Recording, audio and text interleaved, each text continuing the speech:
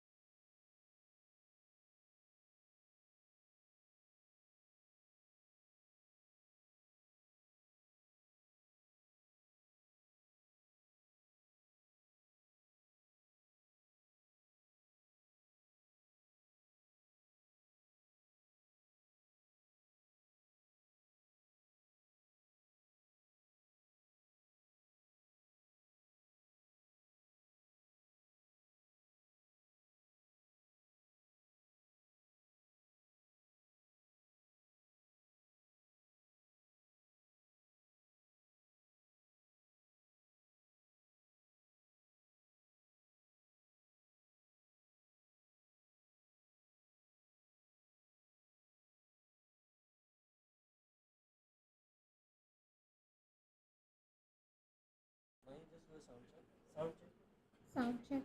1, 2.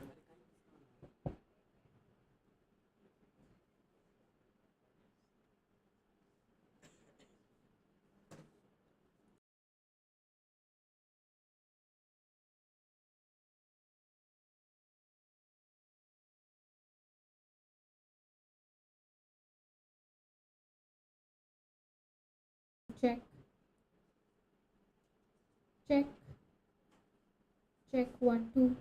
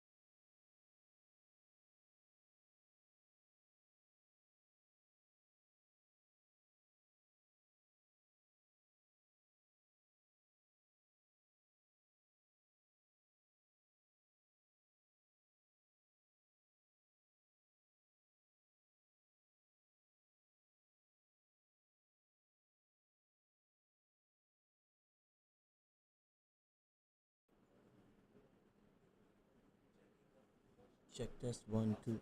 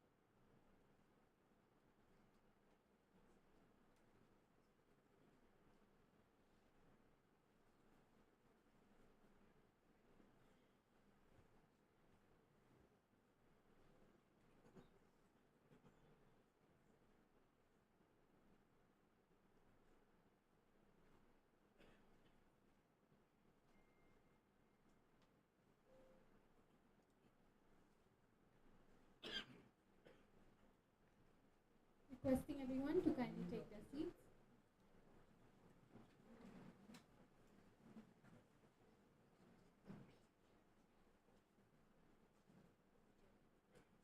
A very good morning to one and all. Warm welcome to the esteemed dignitaries, all the distinguished guests, faculty members, and dear participants. It's an honor to have you all here for the inaugural ceremony of the two-day National Summit on Geospatial Technology. This event is jointly organized by the Department of Botany, St. Joseph Vaz College, and the Department of Electronics and Computer Engineering, Padre Conceição College of Engineering, in collaboration with Goa Remote Sensing Centre. Technology is not just about innovation, it's about shaping the future. And today, we stand at the forefront of one such transformative field, geospatial technology, which is revolutionizing mapping, environmental management, urban planning, disaster response, and much more.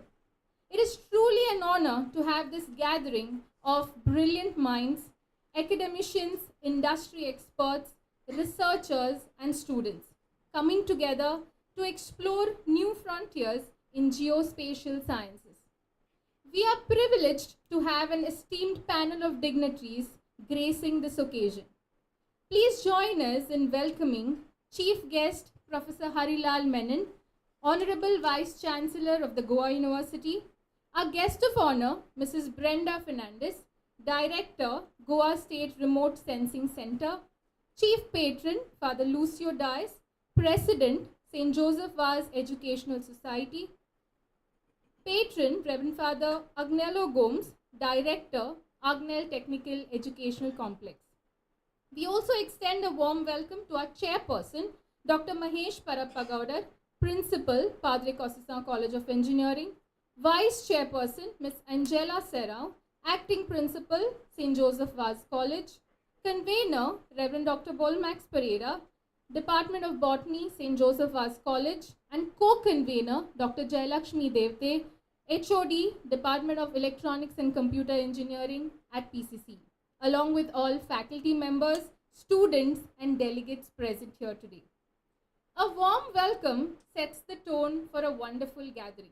I now invite our chairperson, Dr. Mahesh Parappagaudar, Principal, PCC, and the chairperson of the organizing committee to formally welcome the distinguished gathering.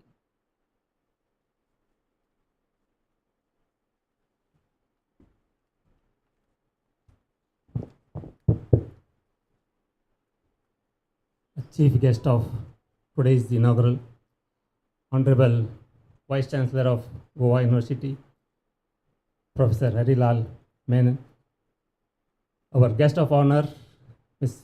Brenda Fernandez, she is the director at GSCST, our chief patron, Professor Father Luis, our director, Father Agnello Gomes, our the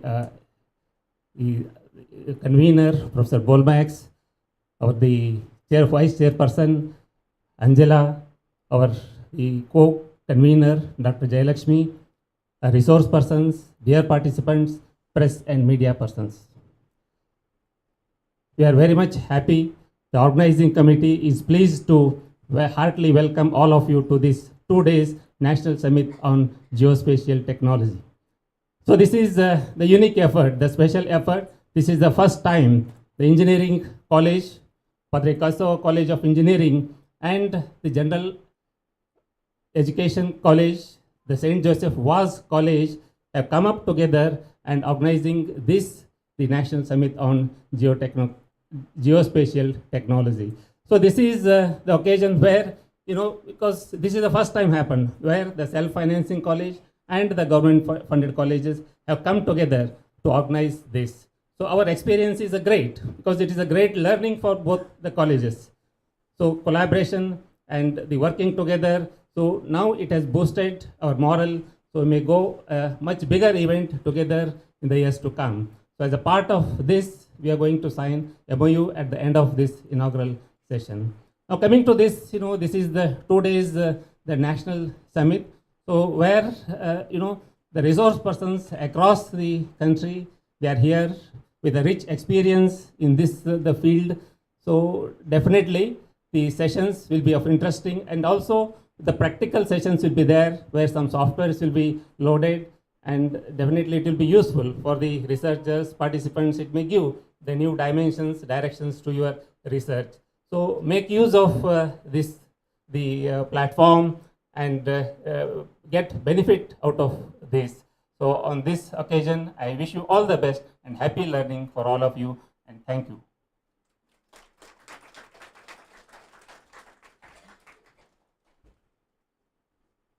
Thank you, sir.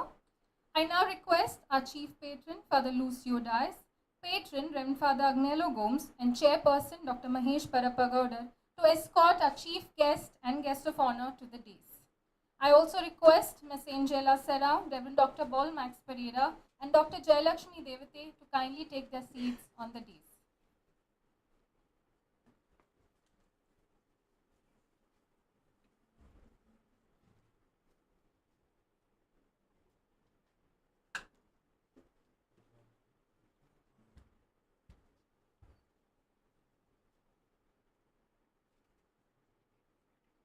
As we embark on this enlightening journey, let us invoke divine blessings by lighting the ceremonial lamp, a tradition that signifies the pursuit of truth and knowledge.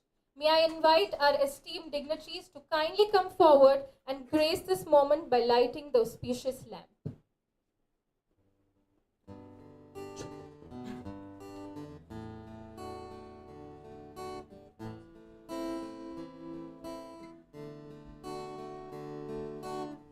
I come before you today, and there's just one thing that I wanna say. Thank you, Lord. Thank you, Lord,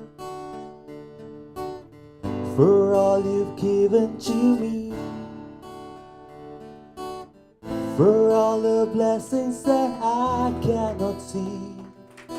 Thank you, Lord. Thank you, Lord. With a grateful heart, with a song of praise, with an outstretched arm, I will bless your name. Thank you, Lord. I just wanna thank you, Lord. Thank you, Lord. I just wanna thank you, Lord. Thank you, Lord.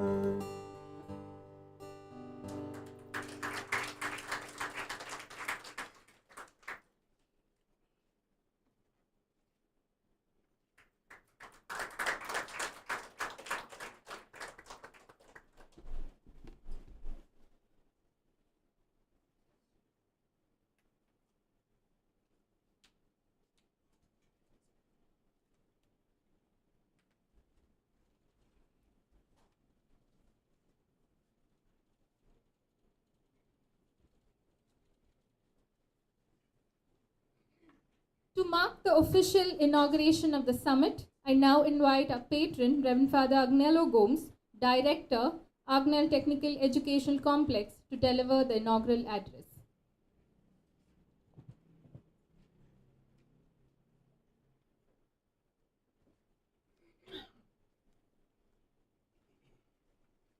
Good morning, everybody. Dear Professor Harlal Menon, Vice Chancellor of Goa University, the chief guest of today's event, Mrs. Brenda Fernandez, Director, Goa State Remote Sensing Centre, Father Lucio Dias, President of Goa of Diocesan Society of Education, Dr. Mahesh, Principal of PCC, Professor Angela Serrao, Principal of St. Joseph Vaz College, Reverend Father Dr. Bolmex Pereira, convener of this event, Dr. Jayalakshmi Devate, HOD, Department of Electronics and Computers, PCC, all faculty members of various colleges, press, other experts in the field of electronics and remote sensing, students, ladies and gentlemen. Welcome to this National Summit on Geospatial Technology. Thank you for being part of this landmark summit in our campus. We're indeed grateful to Dr. Professor Menon, Vice Chancellor of Goa University, for honoring us by your presence. Thank you, sir, for your unwavering guidance and support to both the colleges all these years. Welcome to our guest of honor, Mrs. Brenda Fernandez, to all the dignitaries on the days, both our teams from St. Joseph's College, led by Father Bolmex Pereira, and our PCC team, led by Dr. Mahesh and HOD Jayalakshmi. Both teams have been working very hard in a collaborative way to make this event possible. I'd like to thank, in a very special way, all the members of the various committees that were involved in organizing this event. May this today event result in not only bringing both the colleges together, but bringing us together with the expertise of St. Joseph's College from the Department of Botany and the NPCC's Department of Electronics to better our environment, sustain our communities, and spread knowledge and prosperity with equity. We are here at PCC, Inaugural Ashram campus, with our many institutions in the campus are into innovation to better the lives of not only our students, but of the society and the environment. We will join hands with anyone for the above reasons. Recently, our students from PCC College created an app for the traffic police for the safety of travelers, which was launched by the CM recently. My dear friends, I wish all participants all the best. God bless you and have a lovely day. Thank you.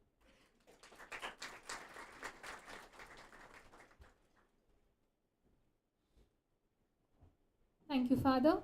I now request Father Lucio Dias, President of the St. Joseph Vaz Educational Society, to kindly address the gathering and share his thoughts on this occasion.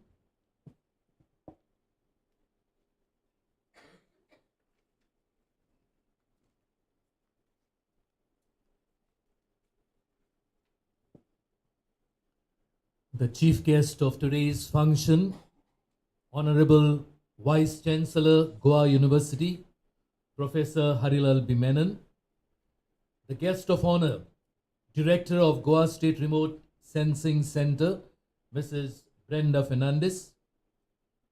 Reverend Father Agnello Gomez, Director, Agnel Technical Educational Complex, Verna.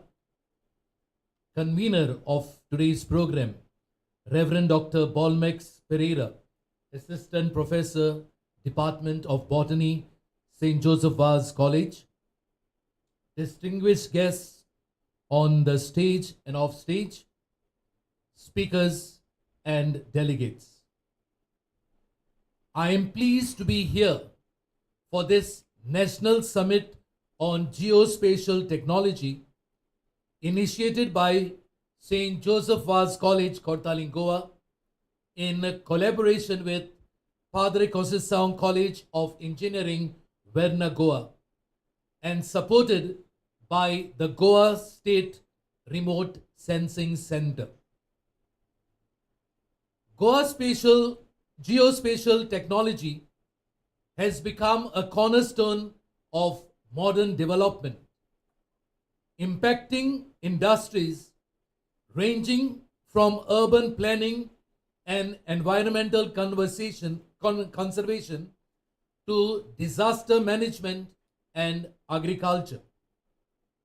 The ability to collect, analyze, and visualize spatial data has empowered decision makers to address global changes with precision and efficiency.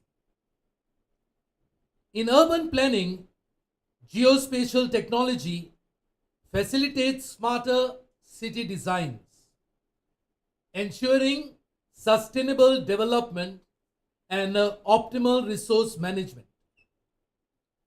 In disaster response, it enables authorities to predict, monitor, and mitigate the effects of natural calamities, thereby safeguarding lives and infrastructure.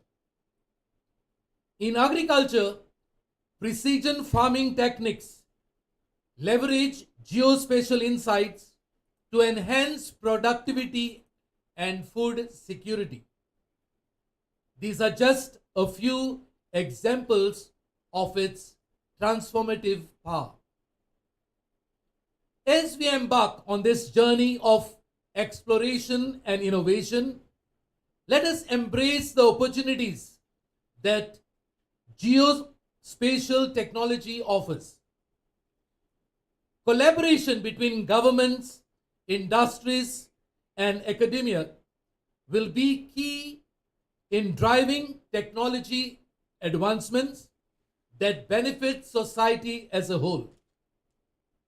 Therefore, let us commit to using these tools ethically and responsibly, ensuring that they contribute to a more connected, informed, and sustainable world.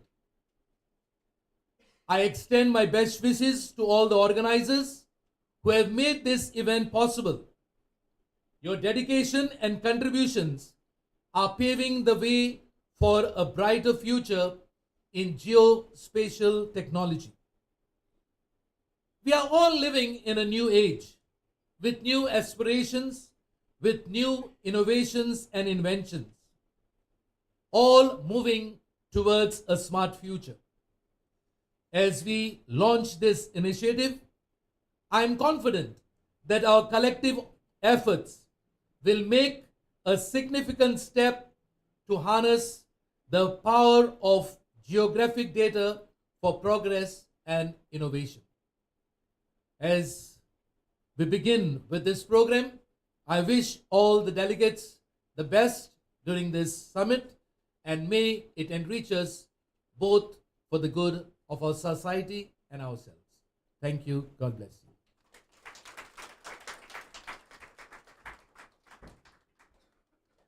Thank you so much, Father.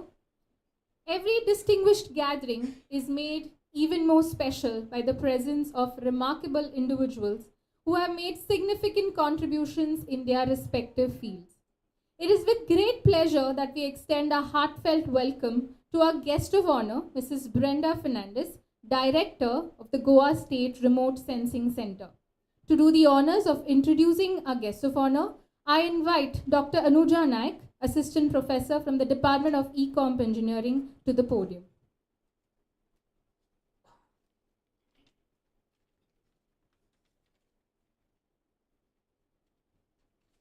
Good morning all.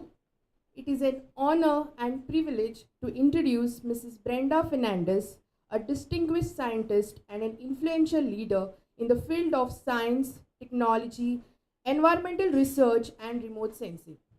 She currently serves as the Member Secretary of Goa State Council for Science and Technology and Director of the Goa State Remote Sensing Centre, Saligaon. Mrs. Brenda has had a remarkable career spanning over 2 decades in science, technology, and research. She began her journey as a project scientist in water resources in 1997 and progressively transitioned to become chief scientist in 2022 before taking on her current leadership role. Her expertise extends across marine biology, remote sensing, watershed management, and environmental research. She has contributed significantly to oceanographic studies, participated in a 35-day research expedition on the NIO's research vessel Sagar Kanya, focusing on genetic studies of zooplankton in the Indian Ocean. With over 10 years of research experience in remote sensing, She has been trained at premier institutions such as Indian Institute of Remote Sensing, Dehradun, and ISRO, Bengaluru. Her impactful work includes the successful implementation of watershed projects in South Goa and leading on-farm trials and training programs for farmers and fisheries. Mrs. Fernandez is also a strong voice for science popularization and education, actively conducting outreach programs in collaboration with Bach Trombe and leading initiatives such as environmental education program and entrepreneurship development programs. She is a member of several prestigious governing councils, including the Goa Agri-Tech Committee, Goa State Wetland Authority, and Goa State Innovation Council. Her dedication to scientific research, environmental sustainability, and community engagement makes her a true inspiration. We are truly honored to have her as our guest of honor, and we eagerly look forward to her valuable insights and contributions to this prestigious summit. Ladies and gentlemen, please join me in extending a warm and heartfelt welcome to our esteemed guest of honor, Mrs. Brenda Fernandez. Over to you, ma'am.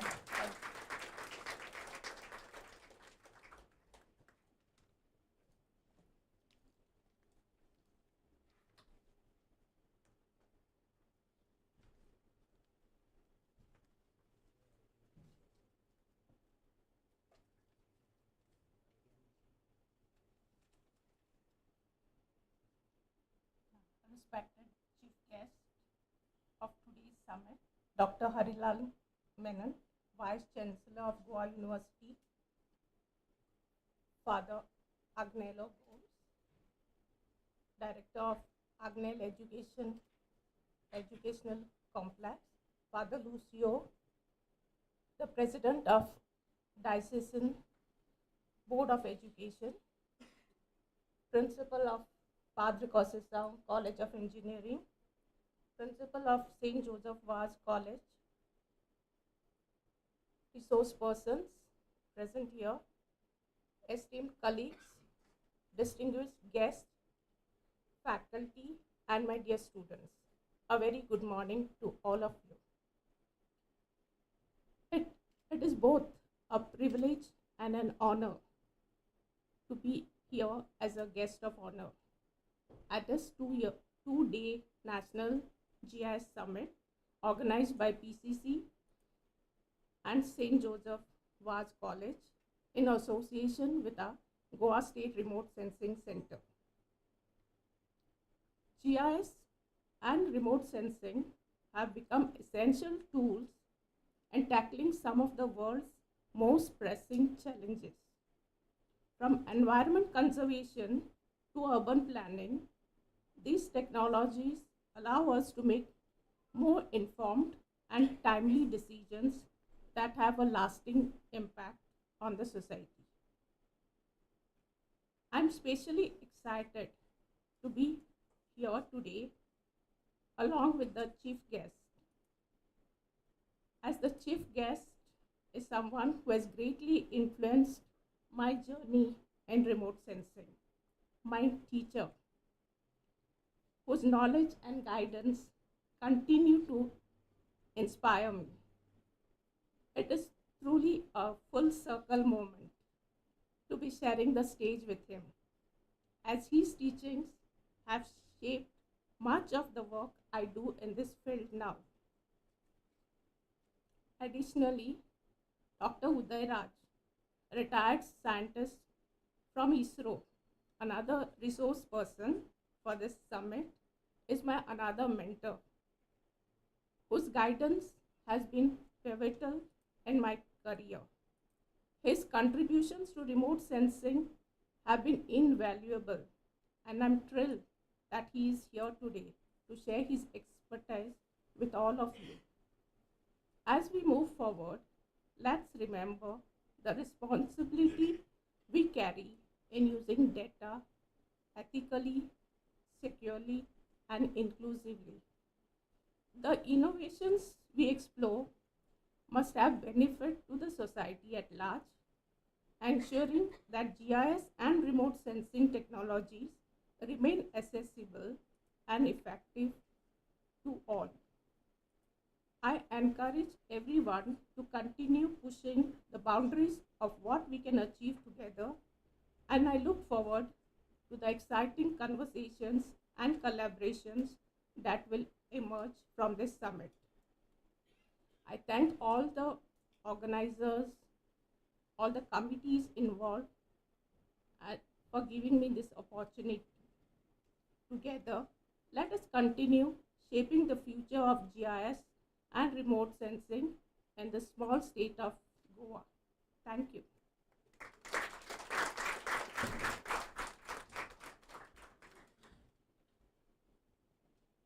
Thank you so much, ma'am.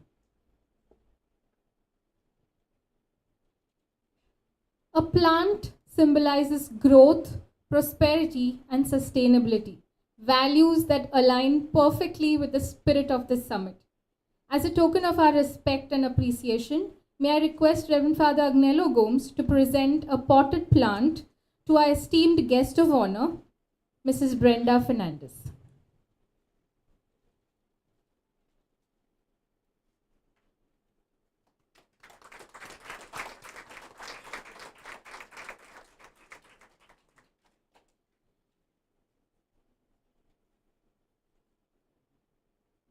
Thank you, Father. We are deeply honored to have with us today our esteemed chief guest, Professor Harilal Menon, Vice Chancellor of the Goa University, gracing this occasion with his presence. His leadership and contributions to academia have been truly inspiring, and we are privileged to welcome him to this summit. May I request Father Lucio Dias to present a potted plant to our esteemed chief guest, Professor Harilal Menon.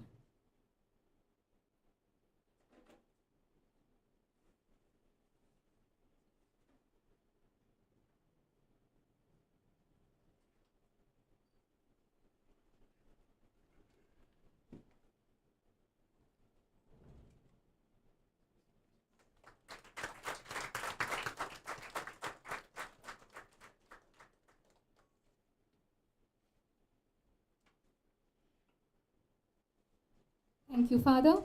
To do the honors of introducing our chief guest, I invite Ms. Angela Serrao, Principal of St. Joseph Vaz College, to the podium.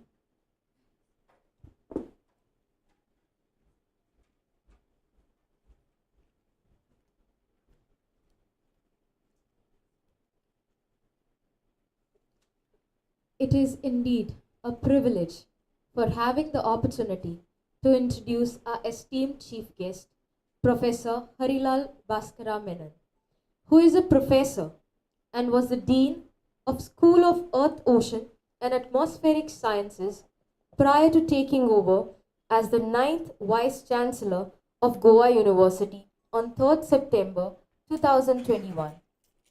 Professor Menon has 36 years of teaching and research experience. Professor Menon was awarded CSIR Fellowship in the year 1984, received his MSc and obtained his PhD from Cochin University of Science and Technology in the domain of physical oceanography. He then pursued his postdoctoral studies under that fellowship at Max Planck Institute of Meteorology and Institute of Oceanography, Germany. His areas of specialization are optical remote sensing of coastal and estuarine waters and aerosol science. In his attempt to synoptically analyze the coastal process through remotely placed optical sensors, Professor Menon had developed an algorithm to retrieve chlorophyll A irrespective of turbidity level of coastal waters of the world ocean. This was named as Goa University Case 2 Water Algorithm. This is the most significant contribution in the field of optical remote sensing, and for the first time in two bands, 620 nanometer and 665 nanometer have been delineated as integral parts of future sensors to generate chlorophyll A from Case 2 waters. This study facilitated ISRO to choose 2 optical bands for the Ocean Color Sensor OCM3 launched on 26 November 2022. Professor Menon is a member of National Committee of ISRO to choose bands for OCM3. To carry out the above studies, Professor Menon had developed a radiative transfer model, Goa University Radiative Transfer Model. Professor Menon had a pivotal role in conceptualizing and implementing national projects such as aerosol radiative forcing over India network of boundary layer experiments and satellite coastal and oceanography research. The external cash flow as principal investigator of various projects from ISRO, MOS, INCOIS, NRB is to the tune of rupees 7.5 crore. He further concentrated on deriving methods to apply optical remote sensing for naval applications. To understand the effect of atmospheric particles on water cycle made him to successfully develop an algorithm to generate aerosol over the coastal waters of Eastern Arabian Sea from IRS P4 OCM data. He has many national and international publications to his credit and is a reviewer of various international journals. He has delivered numerous technical lectures for varied audiences and traveled widely across different countries like Japan, Singapore, Australia, Taiwan, USA, Germany, and UK, and organized various scientific sessions, chaired sessions on ocean color, aerosol, and climate in international conferences. Professor Menon has guided 12 students for their research leading to PhD degree, and 3 research scholars are working for PhD degree under him. So ladies and gentlemen, please join me in welcoming our esteemed chief guest, Professor Harilal Menon.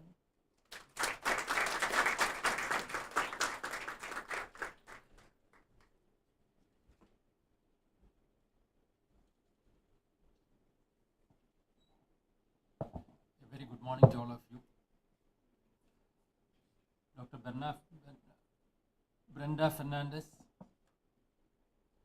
In fact, I would say that this GIS summit is something very special to me because I am sharing the dais with my own student. Dr. Brenda is a student of mine in the year 1994. And then, as you have heard about her climb the ladder of success of different stages, I'm so proud to see that she's sitting with me, and now she's leading the Department of Science and Technology, specifically Remote Sensing Centre in the state of Goa. My congratulations, Dr. Brenda, because I could not get any chance to see you or express my happiness. Probably I will take this situation to express all the, the kind of appreciation, because as a teacher, when you find that a student has come to this level, actually the student or the students are the ambassadors of a teacher. And I always say that, after my superannuation or after my retirement, if I find that any student is coming to this level, I'll sit one corner of the hall and say that, I clap my hand and say that she's or he is my student. So same thing happened now. Father Lucio Diaz, President St. Joseph Vaz, Father Agnella Gomez, Director for PCC, Reverend Dr. Balmax, Dr. Mahesh, Principal PCC, Mrs. Angelo, Professor Jayalakshmi, and one of my favorite from ISRO, Dr. Uday Raj. In fact, when I saw him in the morning down, I thought that, I have met him sometimes. Probably 3 or 3.5 decades back we have seen. And I'm so happy that you are here. And he is one of the best scientists available in the country. And I'm so happy that, and I'm so sure that these 2 days of workshop will certainly go in the right way, because you have an expert in the form of Dr. Uday Raj. I must congratulate Joseph Vaz College and PCCE to come out with this concept of having a summit in geospatial technology, because this is timely and very pertinent. You know, if you look at, especially, you know, the gathering itself, you see people like Dr. Uday Raj, Dr. Singh, these people have done a lot in this, and the very fact that their presence in this gathering signifies the kind of importance this technique has, and the kind of importance so that the youngsters have to be trained in this field. And when you look at the application of geospatial technology, it actually ranges from, you know, climate change related aspect, as you know, Dr. Brenda said, like you know, urban planning, and then disaster resilience, likewise various. But you know, in spite of this fact, I have not seen any of the institutions in Goa is coming out with any academic program in this regard. Because I realized that the Chowgle College has a BA in geography, and in that there is one component of GIS or remote sensing. That's again a superficial way. It is not in an in-depth way.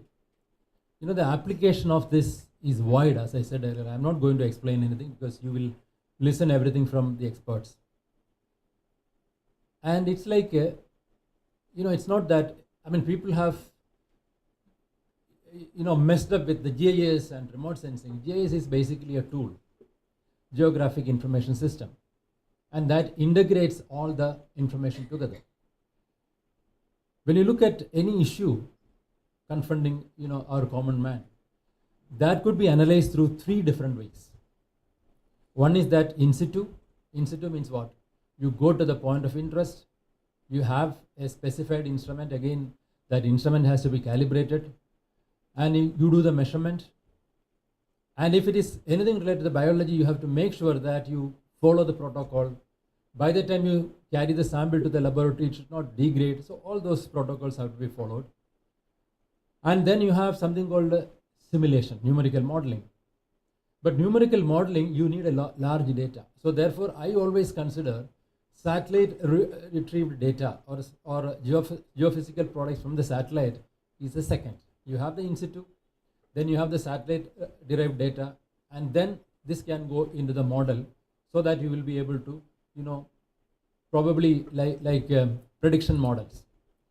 You know, you have seen that how accurately ISRO is saying, or ISRO is pointing out, like saying that this is the day on this position, there is a possibility of a law, development of a law. We know that Bay of Bengal is susceptible for cyclones, and very clearly mentioned that this is where its law is going to be developed, and subsequently the geostationary satellite monitor that and say that this is going to hit here, so that all the precautionary measures are taken to see that the lives are saved. In fact, you can see that for the last 10 years or 1 decade, if you see that, there is hardly any deaths due to this. So that is the kind of development, that is the kind of technological development we have as far as the space technology is concerned. Still, it has not gone to the grassroots level as far as our state is concerned. I have been, wherever, you know, I get a chance, even before I become the Vice Chancellor, I used to say the importance of this, but, you know, there is always a initiative, but then say that this is very difficult. Somebody told me that, sir, EMR, okay, fine, electromagnetic radiation. But then he says that visible, IR, microwave. I said, you know, EMR is not only that. EMR you have from cosmic rays to radio waves. But then for application of remote sensing, we have to confine ourselves to three different, you know, rays, that is visible, IR, and microwave. But again, this is a space borne sensor, and that is coming through atmosphere. So you need to take care of the effect of atmosphere. And when you go to the shorter wavelength, like visible rays, it will have many scattering by molecules, scattering by particles, and all that. So that needs to be understood. That needs to be researched. And in fact, ISRO is eagerly, I would say, they're looking for institutions who can take up this matter. In fact, I'm so happy, I would say that I'm very happy to see that two, you know, the scientists from ISRO, basically I would say, Dr. Naval Gund, and then Dr. Shailesh Naik. Shailesh Naik is now the director of NIAS, National Institute of Advanced Studies. They were pivotal when I submitted a proposal. They were pivotal in giving me that project, and that has actually changed my life, I would say. In fact, in the year 1994, when I got the fellowship under the DAD and then subsequently the other fellowship, I started working on the interaction of visible rays with the atmosphere and with the ocean. All that, it's basically physics and mathematics and of course statistics. These are the three things. In fact, I'm very happy to inform you that we are in the process of Goa University. I have been trying this for long, but we are in the process of establishing a center for interdisciplinary studies in space sciences. I'm getting around 2 crore from ISRO. I had discussion with the former chairman, Somanath. He was here in Goa University in connection with the convocation. And then he has agreed and submitted the proposal, and it was approved. And recently I wrote to the new chairman. So we'll be getting that. Anybody who wants to work on this, you are most welcome. In addition to that, let me also tell you that 3 to 4 months back, we have established a research park. In that, we have 3 incubators: bio incubator, health incubator, and IT incubator. So any idea, let it be related to space science or related to any discipline, you are most welcome. The space will give all the facilities we have in the research park will be provided free of cost. But in the event of you are coming as a startup, then we will have certain policy. Okay, so let us do that. And again, I would request that all of you, please take this. In fact, space science, when you say that, there is an engineering part and the application part. In fact, ISRO does in such a way that I have been given all the project on atmospheric and ocean sciences. Ocean, when you say that, ocean is always in a state of dynamics. So you have the reflectance, and then there is a refraction. You have studied in your higher secondary, refraction, reflection, and basic thing can be, these are the basis for your remote sensing. In fact, if I ask you that I am standing here, how do I know that you are standing here? I am not coming and touching you. Or how a photographer takes the photograph. Same is the thought process you have to have. Visible light. It is basically the visible, right? And these are the sensors you have on board the satellite, because satellite is similar to your body. On that, now you have eyes. There you have eyes which are working in the visible spectrum, IR spectrum, and microwave spectrum. And the interaction of these with the atmosphere and the ocean or the land is different. And basically we say albedo or reflectance. So we have done a lot of work, and then most of the work have been published in international journals. Always remember that you need to. In fact, engineering colleges were not concentrating on research at all. You were always having the students and then teaching, and then they are coming out and they are taking job and going. But then I would say that as an education institution, you have to have a strong component of research. And that is where engineering students can do research and then come out with the new sensors. You can, in fact, IIT Chennai, IIT Kanpur, they all develop such sensors, and ISRO is more than happy to fund those projects. So please do that. And in fact, because Vaz College and this engineering institute come together, it's basically a good unison wherein you have science and engineering coming together. Because when 2 disciplines come together, you will have some product. If you say that you are a mechanical engineering, and then I will do only mechanical engineering, nothing will come out. You need to see that you are intersecting with the mechanical and then of course electrical, or let's say electronics, then you will have a product. So that is what we encourage in our research park.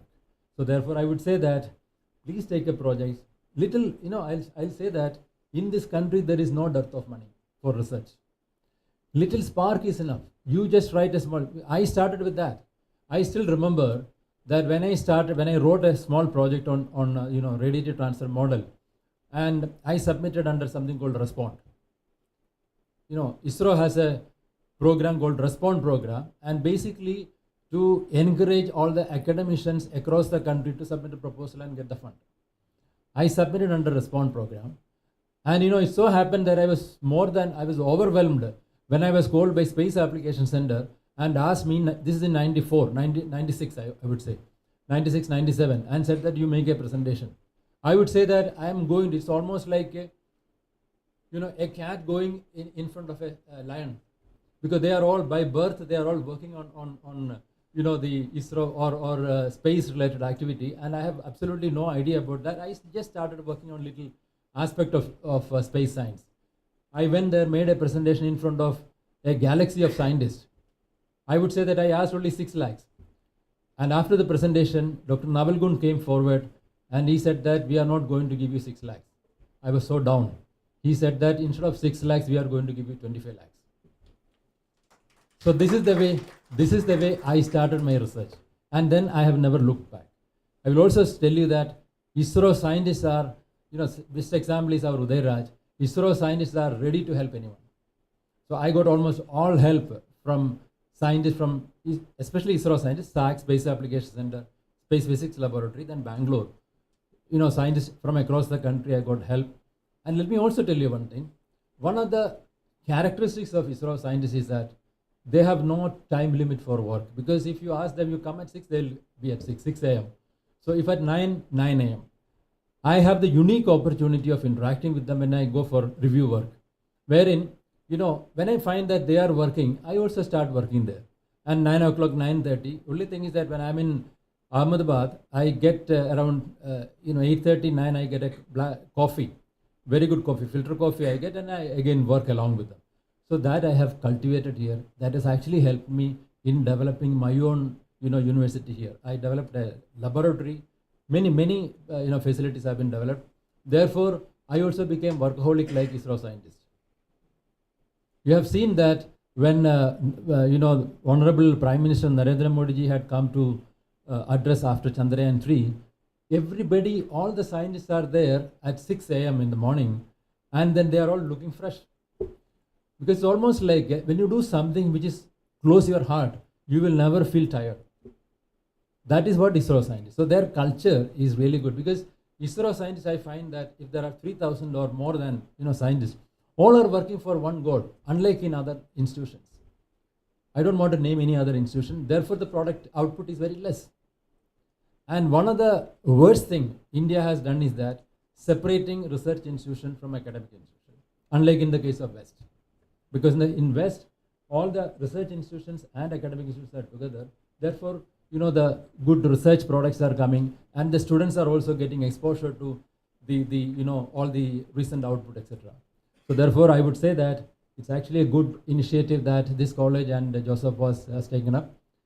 And this is the need of the hour. As I said earlier, this is the need of the hour. There are lots to be done.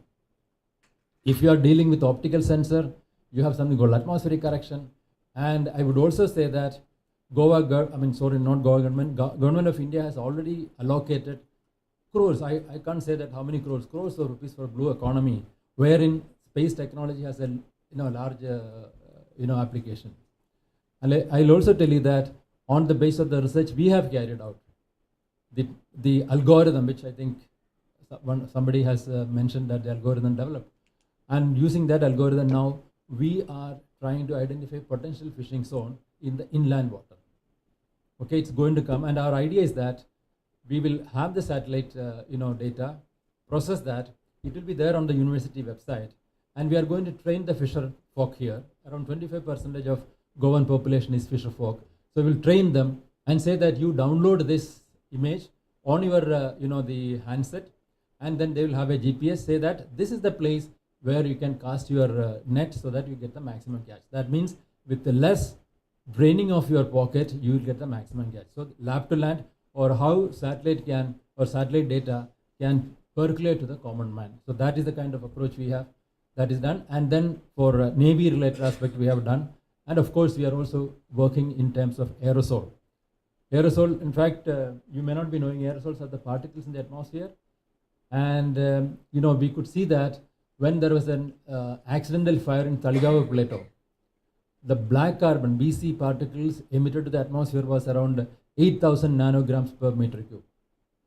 That was late in the evening, and in the night when the atmosphere becomes cold and it comes down, air density increases, it comes down. So when somebody goes for a morning walk, he is breathing this. So all this kind of information you can always, the satellite data could be utilized for many aspects.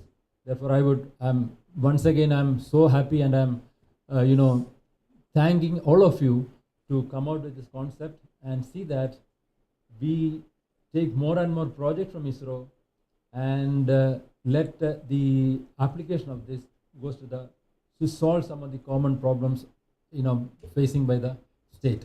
Thank you so much, and once again I thank for inviting me for the opportunity and especially to meet some of my old friends and of course my students. Thank you so much.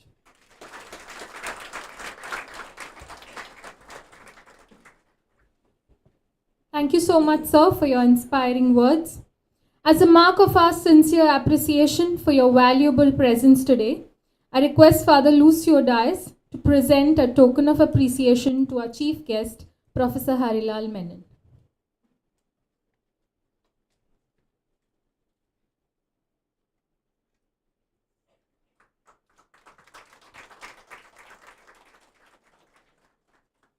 Thank you, Father. Thank you, sir. I request Reverend Father Agnello Gomes to present a token of appreciation to our guest of honor, Mrs. Brenda Fernandez.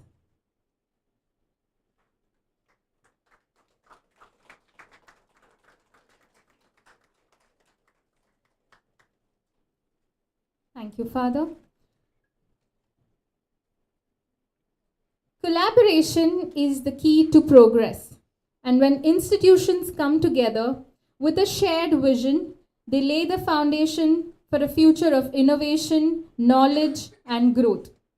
Today marks a significant milestone as Padre Conceição College of Engineering and St. Joseph Vaz College formalize their partnership through the signing of a Memorandum of Understanding.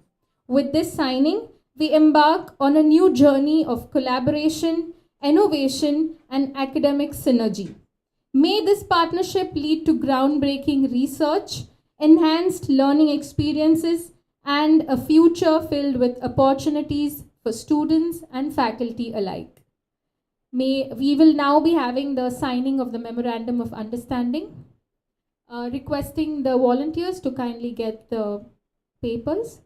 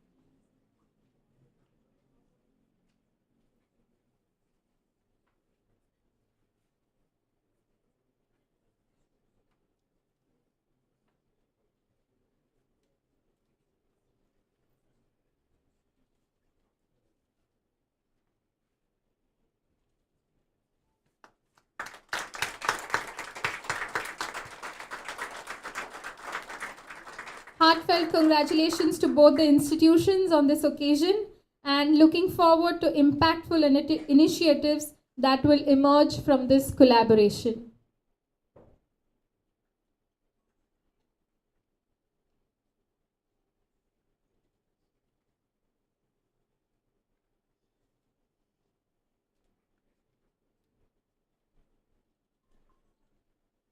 Thank you so much.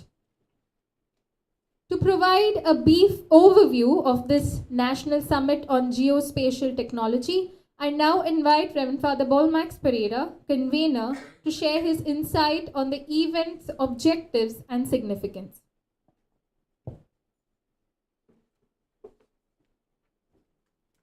Good morning, everyone, and a warm welcome to the National Summit on the theme Shaping a Sustainable Future with Geospatial Technology. We are thrilled to see so many distinguished guests, experts, professionals, students, and enthusiasts from across the geospatial domain joining us for this important event. Over the next 2 days, we have a packed program designed to explore the transformative power of geospatial technologies and their crucial role in building a sustainable future. This summit, a collaborative effort of St. Joseph Vaz College, Padre Conceição College of Engineering, and the Goa Remote Sensing Centre, promises to be an engaging and enriching experience for all. Our program kicked off this morning with registration, followed by the formal inaugural session. We will then have the privilege of hearing from Professor F.M. Nadav, who will deliver the keynote address on geospatial technology transforming Goa. The afternoon of day 1 will be dedicated to technical session 1, moderated by Ms. Maya D'Souza. This session will feature presentations on topics ranging from the geospatial technological possibilities for sustainable resource development by Dr. Uday Raj to open source data initiatives like the amche.in, a citizens portal presented by Mr. Marlon Rodriguez. A panel discussion will follow, providing an opportunity for an interactive dialogue and exchange of ideas. The afternoon will continue with hands-on training sessions led by Mr. Krishna Lodha and Mr. Malcolm Afonso, offering a practical experience with cutting-edge geospatial tools and techniques. The day will conclude with a cultural program in the evening. Day 2 will be equally stimulating. Technical session 2, moderated by Mr. Malcolm Afonso, will begin the day featuring presentations on topics such as integrated approach in atomic energy for a sustainable future by Dr. R.K. Singh and One Map Goa by Mr. Vitoba Sawant. A panel discussion will again provide a platform for further exploration of these critical issues. Concurrently, we will also have poster presentations showcasing the innovative work of students and researchers. The afternoon of day 2 will feature technical session 3, moderated by Ms. Joanna Pires. This engaging session will provide an opportunity to the participants to interact over topics like how geospatial technology can enable community resilience and disaster preparedness in Goa and lead to drawing up of blueprint for a way forward. Further, the hands-on training sessions led by Mr. Malcolm Afonso and Mr. Krishna Lodha will equip the participants with geospatial tools. Finally, the summit will culminate in a valedictory session where we summarize key takeaways, express our gratitude to all participants and contributors, and formally close the event. We encourage you all to actively participate in all the sessions, engage with the speakers, network with fellow attendees, and make the most of this opportunity to learn, share, and collaborate. We are confident that this summit will contribute significantly to advancing the field of geospatial technology and its application in creating a more sustainable future. We wish you all a productive and inspiring 2 days. Thank you.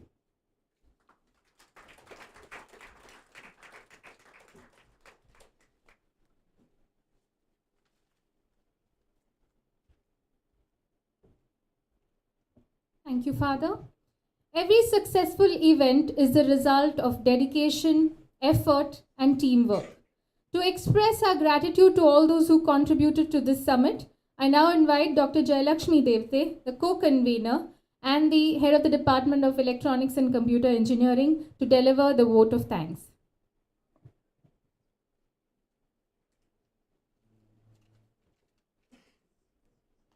Good morning, respected chief guest, honorable guest of honor, esteemed speakers, distinguished guests, faculty members, students, and valued attendees.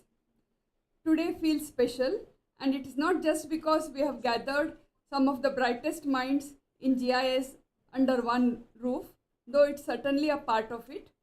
It is because of the energy and enthusiasm I see in this room. It is my profound privilege to extend heartfelt vote of thanks on behalf of organizing committee for the National Summit on GIS. First and foremost, I would like to express our deepest gratitude to our chief guest, Professor Harilal Menon, Honorable Vice Chancellor of Goa University, for gracing the inaugural session with his presence and inspiring us with an insightful address. Your words have set the perfect tone for this event. To the Director of Goa State Remote Sensing Centre, Mrs. Brenda Fernandez, your vision for sustainable development through technology isn't just ambitious, it is necessary. Thank you for showing us what's possible when we dream big. We are also deeply thankful to our keynote speakers, resource persons, whose expertise will shape the discussions over the next 2 days. Your dedication to advancing the geospatial technology and your willingness to share your knowledge will undoubtedly inspire and challenge all of us to explore new horizons. This summit has been made possible by combined efforts of St. Joseph Vaz College and Padre Conceição College of Engineering and the Goa State Remote Sensing Centre. Your collaboration has turned this vision into reality, and we are grateful for your unwavering support and commitment. We would also want to thank management of both the colleges, whose encouragement and resources have been integral to the success of this event. We extend our sincere appreciation to our media partners, the Goan Reporter, and our hospitality partner, Palmera Dorado Resort. A special mention goes to all the hardworking members of the committees, the organizing committee, academic committee, technical committee, hospitality committee, publicity and outreach committee, and the student coordination committee. Your tireless efforts behind the scenes have ensured that everything runs seamlessly, and we could not have asked for a better teamwork. Finally, a huge thank you to our participants. Your enthusiasm and engagement are what make this event truly meaningful. We look forward to insightful discussions, knowledge sharing, a meaningful collaboration over next 2 days. Once again, thank you all for your presence and support. Let us make this an enriching and memorable experience together. Thank you for being the part of this journey. Thank you.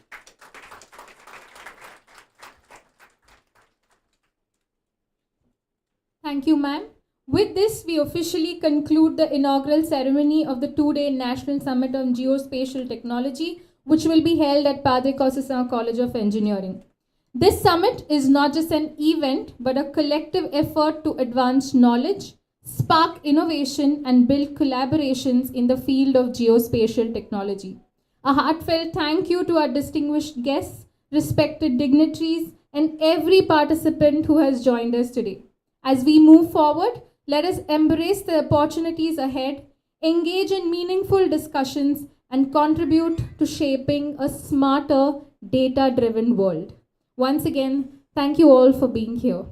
We will have our first session keynote address at 11:15 here in the auditorium. We will now break for high tea.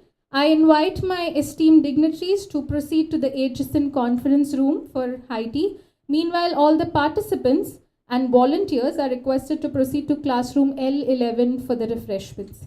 Before we disperse, can we please gather for a group photographs, please? Thank you so much.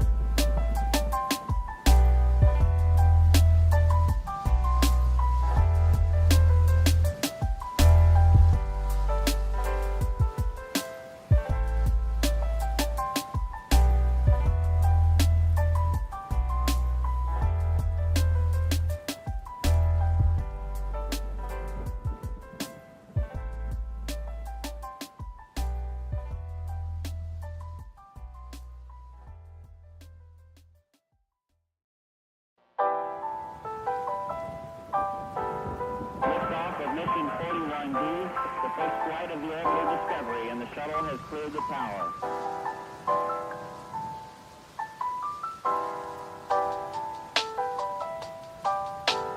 Discovery's 4 computers now have primary control of critical vehicle functions.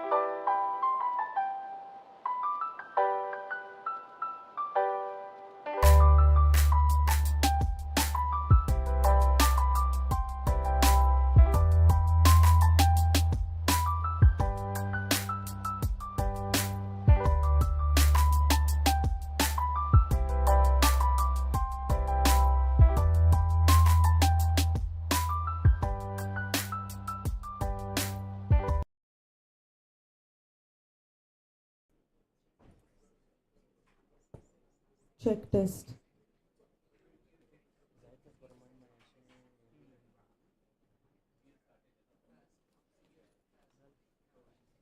Good day, ladies and gentlemen.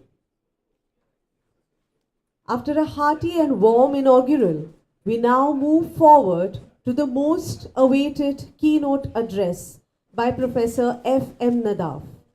This keynote address will mark the inception of an intellectual discourse and highlight the central theme of the summit, which is Geospatial Technology Transforming Goa.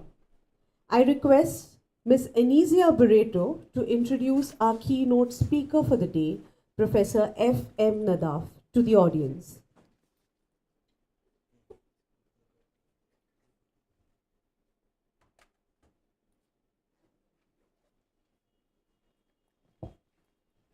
Professor F.M. Nadav is currently the Deputy Director of Higher Education at Directorate of Higher Education, Government of Goa, Purvaram, India, and is also holding additional charge as the Principal of Government College, Borda, Margao, Goa. He has a PhD from Karnataka University, Dharwad, on the thesis entitled Environmental Degradation Along the Coastal Belt of Goa, a Spatial Analysis, which was awarded to him in December 2003. He is also a research guide of Goa University, guiding 5 research scholars. He has also submitted a joint technical report to the Department of Science, Technology and Environment, Government of Goa on Kanakona disaster of 2nd October 2009 entitled Kanakona Disaster, a Scientific Perspective. He has successfully submitted a minor research project to the University Grants Commission, Western Regional Office, Pune, entitled Western Ghats of Goa State, a Geographical Diagnosis. Besides these significant achievements, he is the officiating principal of Sri Mallika Arjun College, Kanakona from 2012 to 2018. He is a professor of geography at Sri Mallika Arjun and Sri Chetan Manju Desai College, Kanakona since 2015. During COVID-19 pandemic, he worked as the coordinator for South Goa District for Private Hospital Management. NSS Program Coordinator of Goa University 2010 to 11. He has been a member of Academic Council of Goa University and chairperson of Board of Studies, Geography, Goa University. Mr. Nadav was a member of Board of Studies at Lingaraj College, Belgavi, Karnataka, and Chogle College, Margao. He is a member at Department Research Committee, Goa University. He has a total teaching experience of 32 years. His specializations are environmental geography, urban geography, coastal geomorphology, applications of geospatial technologies in geography, sustainable development, and tourism geography. In addition to that, Professor Nadav has authored 9 books and 37 research papers in national and international journals. Professor Nadav has delivered lectures and acted as a resource person in different parts of India on various topics related to geography and general theme. Professor Nadav has been awarded the State Teacher Award for the year 2021-22 for excellence in higher education by the Government of Goa.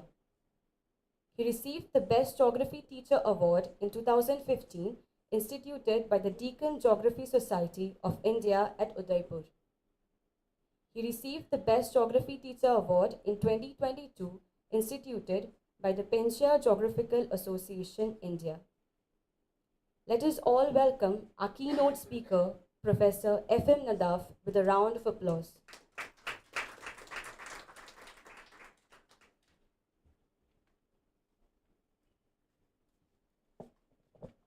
Good morning to all of you. Respected all the dignitaries, teachers, and dear students. At the outset, I'm very happy to be part of this Geospatial Summit organized by St. Joseph College and PCC Engineering College, Verna.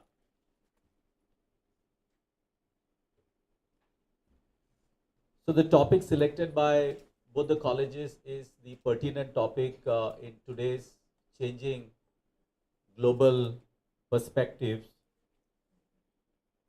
I was told to give a keynote address, but looking at the crowd, I thought that I would like to interact with the students rather than the experts who are sitting here. All the experts and teachers who are here, so they know the basic purpose of my presentation would be to create awareness among students. We know that much importance is not given to geoinformatics in the state of Goa. We had one college earlier that was imparting master's training in GIS and remote sensing. And geography curriculum had a small component of GIS and remote sensing, where much of practical component was not there. So it was basically theoretical. And similarly, the science curriculum also was not having that kind of exposure to the students. So as a result, for a very long time, this subject has remained highly neglected in the state of Goa. So recently, in this academic year, at Government College, Borda, we have started MSc program in geoinformatics. So the purpose of starting is to popularize the science of geospatial technologies and provide the impetus required for the overall development of the state and create human resources. So we have two situations in our state, rather three situations in our state. One, the level of awareness is very low. On the other hand, we don't have human resource. If at all we create human resource, we don't have somebody who can absorb this human resource. So we are working on all these three lines in last 6 months. We are creating awareness. We are creating good geo-specialists. And we are also working at national level by collaborating with different agencies to create some kind of employment, if not employment, some entrepreneurial opportunities. So that's what we are doing it. So therefore, my basic objective now would be talking to the students rather than talking to people who are already into GIS environment. Because the message has to go very strong, very loud, that there is one particular discipline that can create wonders in research and also in entrepreneur. 3-4 people have come forward. They have started their own entrepreneur ventures and they are doing wonderful job.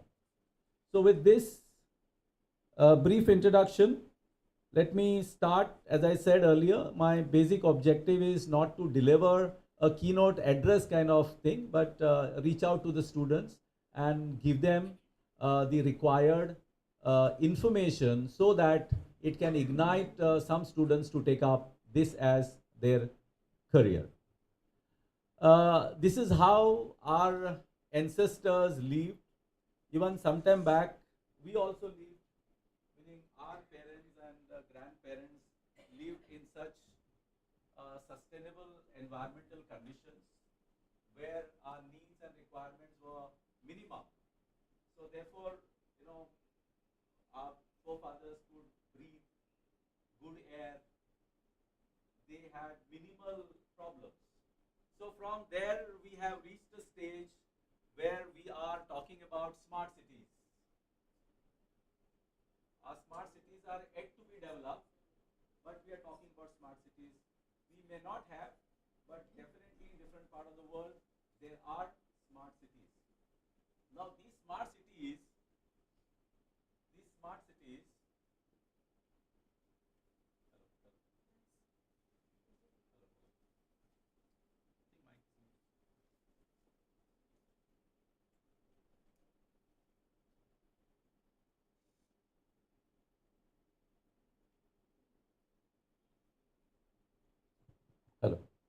Yes. So these smart cities require geospatial technologies. So without geospatial technologies, we cannot develop an ordinary town, village, or a city or a metro into a smart city. So that's very much needed. Our Panji is becoming smart city. When we are converting existing city into smart city, we have to face lot many problems. If you start a new city, like how we started in the 70s, Chandigarh, so you could plan in a very systematic way and you can have everything in place. So that sort of efforts we will have to make our cities smart. No doubt, we can definitely convert the existing cities if we invest our resources and do a lot of planning using geospatial technologies. So thanks to geospatial technologies for whatever that we have today. So I have already told you about that. So let's understand what is geospatial technologies. So all my seniors, they know about it, because when we go and talk to the students and we tell them, do you know about geospatial technology? So the question is bouncer. Some students understand GIS, that is Geographical Information System. Some students understand remote sensing, and some students understand GPS, because everybody has GPS. So geospatial technology is nothing but it is combination of all the three things and plus the fourth one, that is Google Earth and OpenStreetMaps. So when we combine these four things, it becomes geospatial technologies. So whether we are aware or not, whether we know or not, I think in our day-to-day life, we are using spatial technologies. I want to go from here to some place. Like today in the group, Google location was shared. It was for those people who don't know where the college is located. So they can navigate and they can come easily. So what is this? This is nothing but the application of geospatial technology. Similarly, I want to measure the distance between two places. So you are using the same application. So when you combine these four things, we call it as geospatial technologies. What is the purpose of this technology? Its purpose is collection, analysis, and interpretation of spatial data. So the data that is generated through GIS, remote sensing, and GPS is a spatial data. So what we do, we collect, analyze, and interpret. So that's what is called as geospatial technologies. So these are human organs. So all of us are aware about the human organs. Each one of the organ plays its own important role. So there is a purpose of ear, nose, tongue, eye, and the skin. So each one of them play an important role. So imagine that by using my eyes, I look at an aeroplane. Right? We do this. Not only we look at aeroplane, we look at so many things. So we are using eyes. Sorry. Similarly, think of a situation where our mother is preparing something in the kitchen. So I am not in the kitchen, but somebody is preparing. Do I come to know that something is happening in the kitchen? Yeah, I'm talking to the students, please. Yes? How you come to know? Yes, so there'll be some aroma, there'll be some smell, there'll be some information that is coming from kitchen. So your nose is taking that information. So I'm not using the word. Similarly, you take a photograph.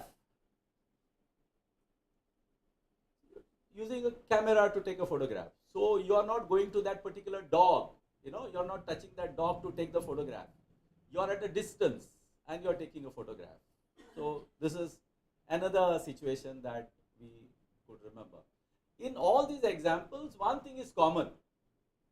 What is that?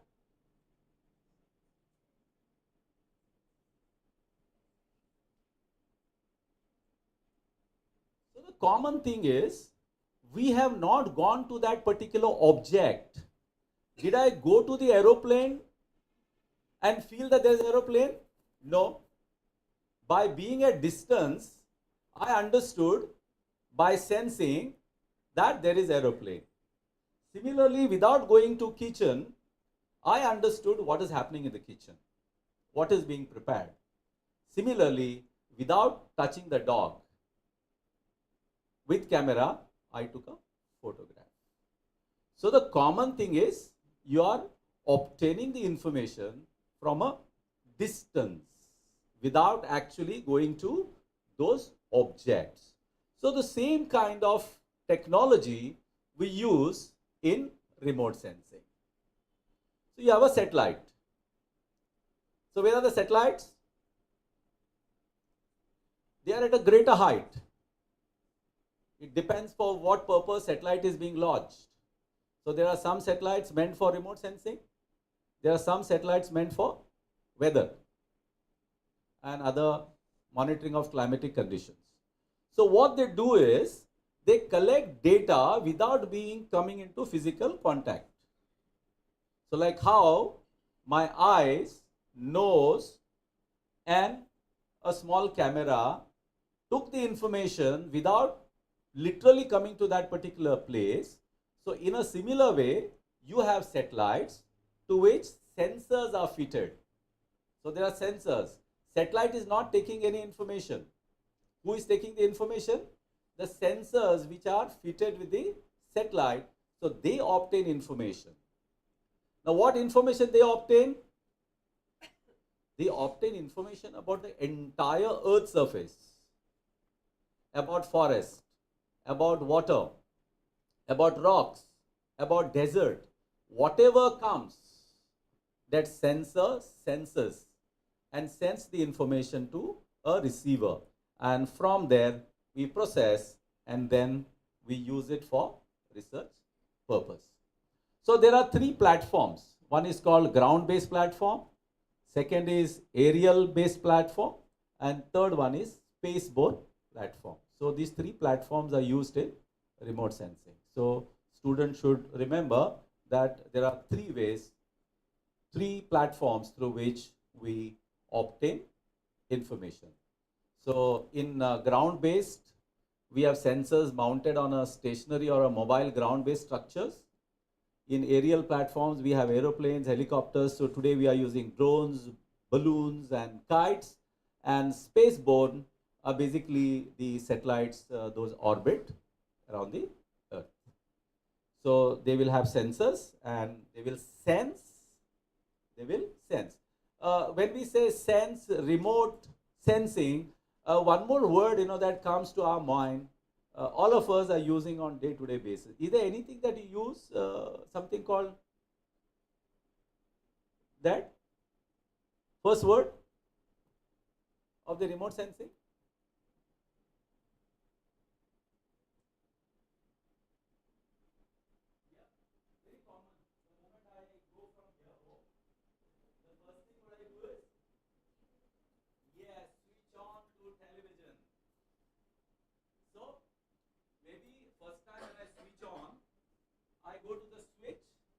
On, and after that the whole day my television is running.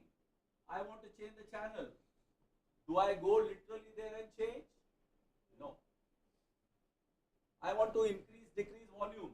Do I literally go there? No. What are you doing? From distance you are giving instructions to your television box. Increase, decrease, change, all sorts of things. That is why it is called remote control. So remotely you are controlling your device. So in a similar way, we are doing it with regards to remote sensing. So this is how the process of remote sensing takes place. So sun plays a very important role in the remote sensing because because that is the source of energy. So there's a radiation and the atmosphere, that is number 2. Then you have interaction with the target. So the target is there. Number 3 is the target. And once it interacts, then there's a recording of energy by the sensor. So sensors receive the energy. So there is the sensor receives the energy. And that energy information is transmitted to the reception, and it is processed, and then it is available for interpretation and analysis. So this is how the whole remote sensing process takes place. So a lot of physics is involved, a lot of mathematics is involved, a lot of science is involved in the entire process. So then we apply. So there are many areas where this available information, data from remote sensing can be applied. So we will see later where that particular information can be applied. So after understanding what is remote sensing, now let us try to understand what is GIS, Geographical Information System. Now what is it? It is a computer-based information system used to digitally represent and analyze geographic features present on the Earth's surface. So on the Earth's surface, there are many geographic features. So what we do? We digitally analyze those geographic features. So basically in that what we do is, we capture information, we store, manipulate, analyze, manage, and visualize geographic and spatial data. It integrates various types of data using location as a common factor, allowing researchers, planners, decision makers to better understand patterns, relationships, and trends in a spatial context. So once we obtain information, so we try to find relationship of the geographical data that we have derived. Now here, many a times or most of the time you can say, the data that we take is from remote sensing. So remote sensing is the source from where we take data for the analysis. Apart from remote sensing, you can always take data from other sources also. So global positioning, all of us are aware. So everybody has the GPS in the pocket. But the difference between the GPS that you have in your pocket and the professionally used DGPS, what is called as DGPS, there is a lot of difference. Our GPS may not give the accurate.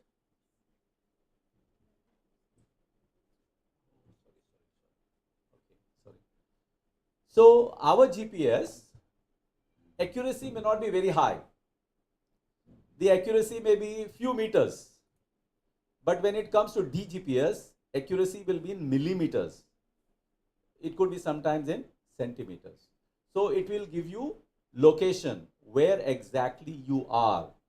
So if you open your mobile, go to maps and ask your map to search your position, it will search and show you. And that information is available by way of lat lons, and also it will give you altitude. So altitude is basically nothing but at what height we are located from sea level. So roughly I think this place would be about 16 to 20 meters above sea level. I'm not talking about this building, but I'm talking about maybe the gate of this college, about 16 to 20 meters from sea level.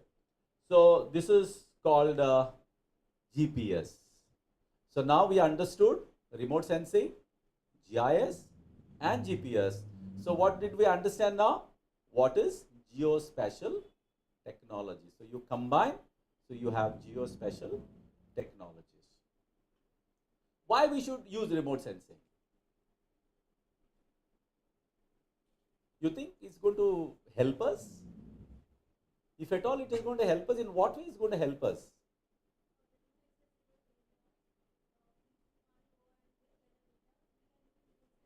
Yes, that's exactly right. So imagine that you are conducting some survey. Okay, say you are conducting a survey on identifying number of houses in a village. So you start counting from one particular place. There's so many houses. So you complete one task today. So like that, days together, you will go, because the village or maybe the town or the city is very big. So you go, finish, and by the time you finish, there's a new house coming up there. So are you going to come back again and start counting? How many houses are there? Yes, you have to know. Otherwise, you will not get the proper data. So you come back again. So by the time you reach there, some more houses have come. But here, if you're using remote sensing, you have a lot of advantage. So the first advantage that you have is you can cover large area. So if you are doing manual survey, you will cover a small area. But what remote sensing will do? It will cover large area. That large area depends on what type of satellite sensors we have. So first advantage is you can cover large area. As she rightly said, you can reach out to inaccessible areas. If I want to know about Western Ghats, so I will climb on top and I will study, then come back. And I have not done study in one day, no? I can't do it in one day. Then again I have to go back.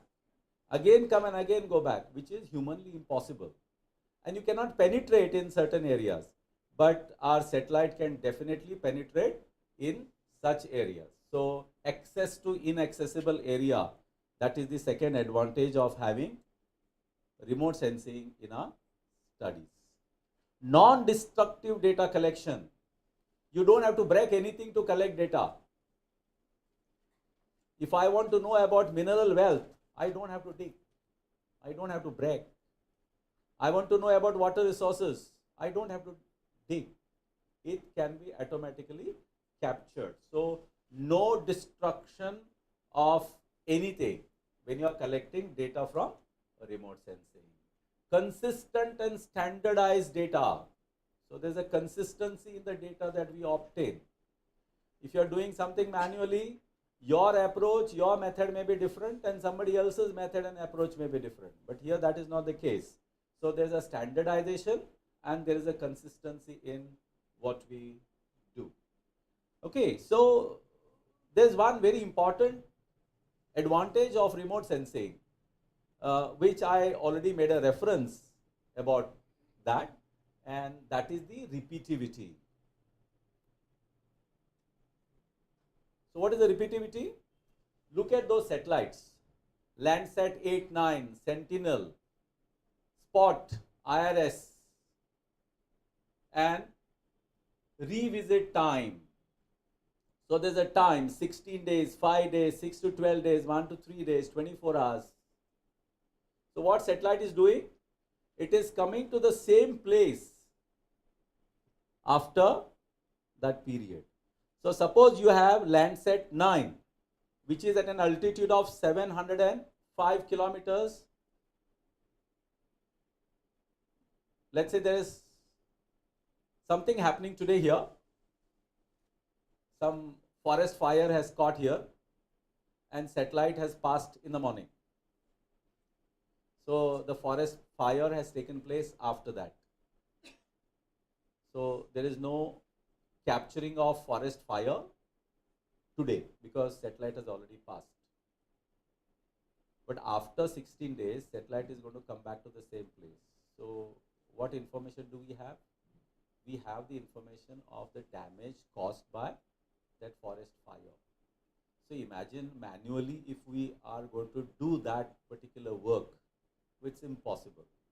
So one satellite may have gone little early, but there could be possibility of another satellite passing by. Because there is not one single satellite, there are hundreds of satellites. So some satellite is going to capture that particular information. So repeativity or temporal resolution, time, That's something very important. So you will have repeated data available to you, so you can do comparison. Suppose, as I was telling you the earlier, that you are counting number of houses. So today you have counted by using a satellite, and some houses come up in next 15 days or 16 days. So when the satellite is going to pass from here, what is it going to do? It's going to capture that information. So no information is left untouched. So repeativity is a major advantage of remote sensing. Spatial resolution. Spatial resolution is nothing but the coverage. Say for example, Landsat 8-9, its spatial resolution is 30 meters. And if it is panchromatic, it is 15 meters. And if you come down to spot, it's 1.5 meters. And Cartosat 2, it is 0.65 meters. So what does it mean? It means, suppose if I am sitting in a satellite which is at a height of more than 700 kilometers, and if I can sense from there any image which is 0.65 meters, you will be able to read.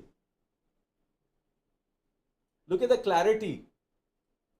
The more clarity, it will have more information, because it is covering small area. If it covers large area, it stores less information. If it catching or focusing on small area, it will have lot of information. So the resolution also is very important when we talk in terms of advantage of remote sensing. So this is the same continuation of the same table. So these are important satellites. These are geostationary satellites. So we saw most of these satellites, what I mentioned earlier, they were at an altitude of about 700 odd kilometers. But geostationary satellites, they are located at an altitude of more than 35,000 kilometers. So they are stationary. They are not like remote sensing satellites. So they are stationary. That is why they are called geostationary satellites. Swath. Swath is nothing but the area that the sensor cover. So suppose if I am standing here and sweeping. So without changing my position, I am sweeping with a broom. So I will be able to cover a particular area. So sensors also cover a particular area. So that swath also varies from satellite to satellite, meaning sensor to sensor. So if suppose it is 8 and 9 Landsat, the swath area is 185 kilometers, meaning it will capture the information of about 185 kilometers. Sentinel 290, and so like that we have other satellites who will have their own swath width. So these are the advantages of remote sensing. So now let's look at what are the advantages of geographical information system. So we already know what is GIS. One, it provides spatial visualization for better decision making. So what GIS is doing is it is helping you in decision making process, because it is providing you spatial, visual or visualization for better decision. Allows integration of various types of data for comprehensive analysis. This is another advantage. Improves efficiency in resource allocation and environmental monitoring. So some we will see later. And similarly, it enables predictive modeling using spatial patterns. So you can predict what is going to happen in future. So these are the major advantages of remote sensing. So we all know what are the advantages of GPS. So I have told you about the ordinary GPS and DGPS. So the basic differences in terms of its accuracy. And this information is available 24/7, and to all the civilians it is free of cost. We don't pay anything for GPS. Maybe our mobiles, when they don't work, so your GPS is all not working. If you have a GPS handheld device, So it works, for which you don't have to take any subscription. So it's only the device that is required.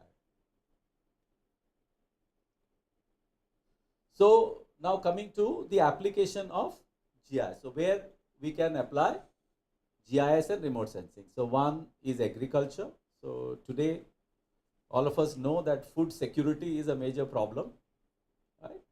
A large number of people are unable to eat because our productions are going down. In some countries productions are increasing, but in some countries productions are decreasing. So we have both the situation, but we are looking at the humanity. So we have large number of people who are unable to take food. So food security is one major problem.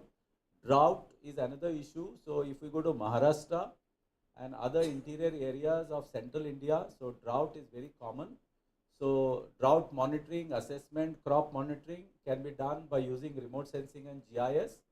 Forestry, deforestation. So recently we know what happened in America. So there was a forest fire, Amazon. So we have been hearing all these things. So with remote sensing and GIS, so we can track deforestation. So we can also study the health of the forest. Water resources. So we can do the flooding of the maps. We can monitor ocean. So there are sensors, there are satellites. They're meant for ocean monitoring. Urban planning, where we understand about land use, land cover, infrastructure. Our smart cities are being developed on these lines. And disaster management. So today disasters have become very, very common. According to one of the statistics, of course I don't have right now here, but just I'll tell you.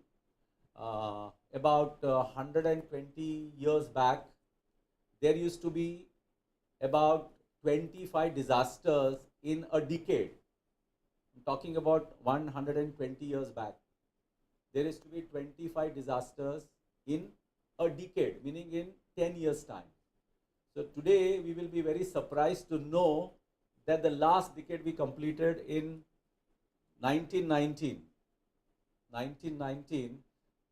During that decade we had 5,000 disasters. So imagine 120 years back, 25 disasters, and after 120 years we have 5,000 disasters happening. So disasters have become very, very common. So there may be atmospheric disasters, climatic disasters, geological disasters, geomorphological disasters, hydrological disasters, you name it, we have in our neighborhood. So GIS and remote sensing will help us in coming out with a better disaster management plans. So this is the difference between GIS and remote sensing, which we have already discussed, no need. I'd just like to throw, because there was also an element of transforming Goa. So that part was there. We are very fortunate. We are living in a very small state. Our state is very small. We cover just 3,702 square kilometers of area, which is just 0.14% of the total geographical area of our country. We are very fortunate. We have Arabian Sea, we have coastal plains, we have Western Ghats, we have mangroves, we have ecological wonders in this small patch of land. We have 5 wildlife sanctuaries, we have 1 national park, we have 1 bird sanctuary. I mean, we have a very healthy ecosystem. All sorts of ecosystems we have in our state. But unfortunately, due to either wrong planning or due to our misadventures, our state is going through a number of problems. So to take care of all these issues, remote sensing and GIS can come to the rescue. I'll just show you what has happened with regards to our research which we are doing. We have done the analysis, spatio-temporal analysis of land surface temperature in coastal Goa using Landsat satellite. This paper has already been published. So what we did, we divided Goa into 3 zones: northern coast, mid coast and southern coast. And you'll be very surprised to know that the data that we have from 91 to 2021, the temperature of the coast. So though we hear that there's global warming, taking place, but our data is also showing that global warming is taking place, climate change is taking place even in the state of Goa. We being very small, many a times we don't understand what is happening, because to me, what was Goa yesterday is same today. I don't find any difference, because even in the report, in the newspaper also, not much is being reported what is happening, because from Patra Devi to Pole, it's just 105 kilometer coastline. So we are so small. If you compare with the neighboring districts, the neighboring district of Belgaum is 13,000 square kilometers. So we as a state, 3,702 square kilometers. So when you have a large geographical expanse, so we understand what is happening. When we are small, we don't understand. But when we understand, there is nothing that we can do. So that's the problem with the smaller states. So this is the result of land surface temperature in the state of Goa. So you can see here, minimum temperature from 1990 is increasing, maximum temperature has increased. Even in the next decade, except the minimum temperature where there was a small fall, maximum temperature has increased. And similarly in the decade 2011 to 2021, so there is increase in the temperature.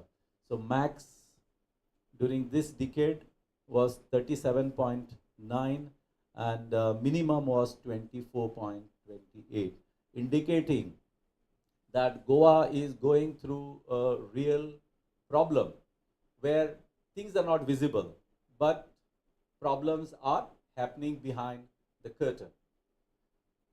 We identified about 15 different areas along the coast to study and make a comparison about what is happening in those areas. When we did a comparison, this was basically using Google Earth. Okay, Google Earth. So what we did was, we took the Google image of 2003 and Google image of 2021. So we focused on the same area for 3 as well as 21. In these 15 places, so what we observed was there was no change in land use land cover. There was no change in land use land cover. But temperature of all these pockets was increasing. It's something interesting observation that we made. There was no change in land use land cover. What was the topography in 2003? Same topography was there in 2021. But there was rise in temperature. When we have such situations where these are small pockets, okay, these are small pockets, when things are not changing physically, but otherwise temperature is changing, so it means this change is primarily due to global climatic change.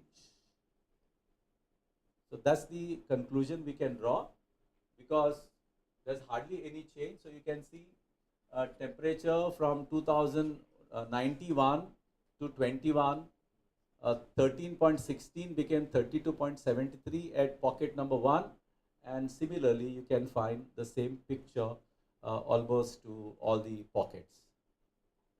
So this is another study, mapping and quantifying integrated land degradation status of Goa using geospatial approach and remote sensing data. So this is based on the Rousselet model. So Rousselet model was applied to understand the potential soil erosion zones of Goa. So we took R factor, C factor, LS factor, P factor, K factor, and we came with the last map, that is Rousselet based soil erosion rate estimation for Goa. And the result is this, that about 24.35% of the total geographical area of Goa is prone to very high erosion. And similarly, high, moderate, low, and very low. So this was one study that we carried out for Goa. Then there's another study, decoding of urban heat. It's the decadal analysis of Bardez Taluka. The basic purpose was to study land surface temperature and understand thermal comfort dynamics. So 1991, look at the land use land cover map, and look at the land use land cover map of 21. So your focus should be on red color. So how red color is expanding. Now what is red color here? Red color is residential areas.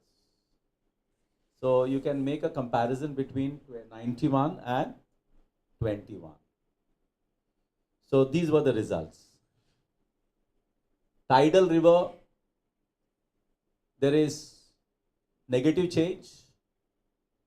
Similarly, there is a negative change in the non-forested wetlands, coconut plantation, cashew plantation. So most of this area has converted into settlements or residential area in the Bardez Taluka. And primarily this is because of tourism. So we know the three important beaches, Anjuna, Baga, Vagator, when tourism started in Goa, it started in these places. Negative change is just, if you look at here,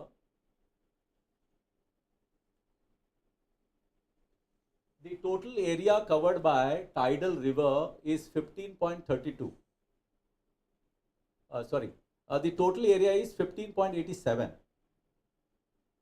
But actually the area has declined to 15.32. So there is a decline in the area. So this is about the land surface temperature in Bardez. You can look at those LST in degree centigrade, and you'll be able to make the comparison between 91 and 2001, how 91 was looking and how 21 is looking. Similarly, this is the surface urban heat index. This is urban thermal field variance index. This is with relation to barren land and built up land. And this is the result. So what has happened here is that in 1991, the thermal comfort zone was 14.76%, which was very comfort, excellent for humans. Okay, excellent for humans, was 14.76% of the total area of Bardez. And in 21, it has declined to 10.71%, meaning our areas are becoming unsuitable for habitat. That is the result what we have derived. So this is about another study of Kotinga Wildlife Sanctuary, very disturbing. So you can see that the built up area is increasing in the wildlife sanctuary. So this is another result. This is about Kankon again. Kankon, we know when we think of Kankon, we think of Palolem. This is urban area, Kankon urban area, where a lot of tourism is happening because of Agon, Palolem, then other beaches. So 2010 and 2020 image. Based on this, 20. So you can see here what kind of change you can find in land use land cover, because based on that we are projecting for 2030. So I made a mention that you can use this to project what may happen tomorrow. So this is the projection. If you focus on the red color, because I'm focusing on red color because it's a built up area, it's a man-made environment, built up area, which is causing a lot of problems. So if you just go and look at 2020, so look at that color, this particular thing. So the red area, red patches are very small. And when I go back to 2010, those patches are still small. So now look at the red patch there, then the red patch here, and the red patch now. And that entire area where the red patch is growing is all agricultural land. So in Concon, as it is, there is a problem of scarcity of land, plain land, because a large part of Concon is hilly, which is part of the Western Ghats. So that is what is happening in Concon. Then this is another area, again part of the Bades. So you can see what was the land use land cover in 2001 and what is land use land cover in 2021. So drastic changes are happening in Goa. Most of the changes are uncontrolled. So there's no control whatsoever. So this is leading to a large number of problems. Similarly, there's one study which is conducted on Galjibagh beach. So here again, we have very disturbing trends with regards to shoreline change. A lot of erosion is taking place. We have heard, when we think of Galjibagh, we think of olive ridley turtles.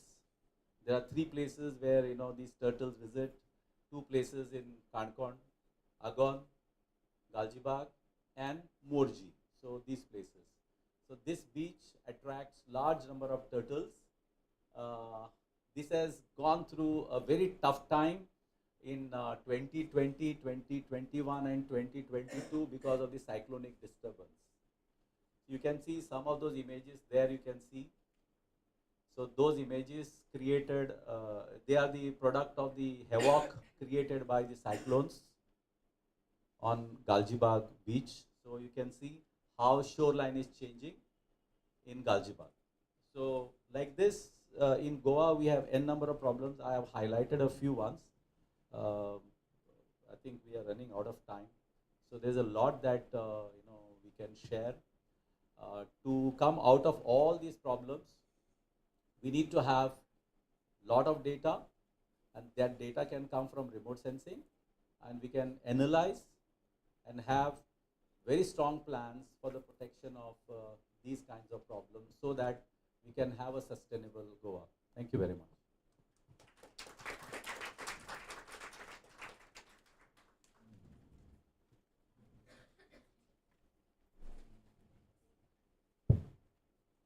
What a fascinating and insightful session by Dr. Nadav.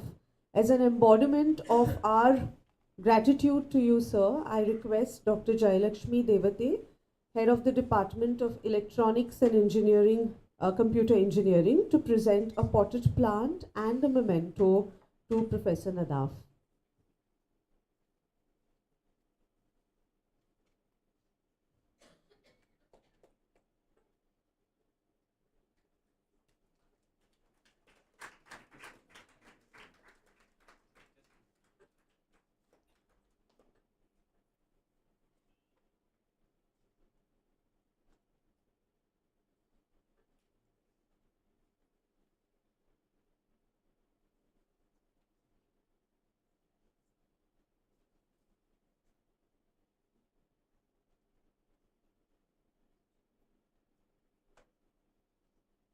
Memento as well, ma'am.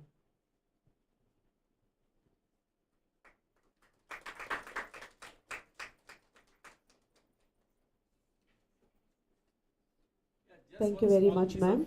Yes. One small piece of information. You may call it as anything.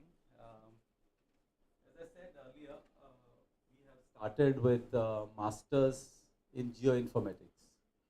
So any BSc student can take admission. This is exciting field. I think in the entire day, all these experts, will teach you, because there are hands-on sessions. So they will teach you. You have an opportunity to take admissions in case if you are interested, or any of your friends or any of your relatives, they are interested. They can come to Government College Borda. Our intake capacity is only 20, so we don't want to create too many. So we want to create the cream of GIS specialists. So we are working, though we started a department just 6 months back, only 6 months back, we have completed only 1 semester. Government is looking forward to developing geospatial technologies in Goa. So therefore, in less than 6 months' time, we were able to create one lab. We started without anything. We just took students and then we started. Recently, we bought DGPS, what I was talking about. We bought a robotic total station. We also bought simple total station. Next month, our drones are coming. So we want to, just take GIS to a different level. So if anybody is interested and wants to make your career, this is one opportunity. But one thing for sure you should remember, if you want to make your career as of now, you have to think of moving out of the state. If suppose I want to do something in GIS, remote sensing, and will fetch a job immediately here, that's not possible. So we have Mr. Malcolm and Mr. Krishna and so many other people who are venturing into this particular field, and also they are creating jobs. So we are looking of having MOUs and tie-ups with various organizations so that we can also create jobs in Goa. And plus we have Brenda Madam here, so she is also looking forward. So she is heading Department of Science Technology, which heads the remote sensing. So we are planning something very big with the help of government. So you can always, tell your friends, if they are interested, they can always come and approach us. Thank you very much. Thank you very much, sir. We now move forward with the first technical session, which will be moderated by Ms. Maya D'Souza. I request Ms. Anisha to introduce Maya D'Souza to the audience.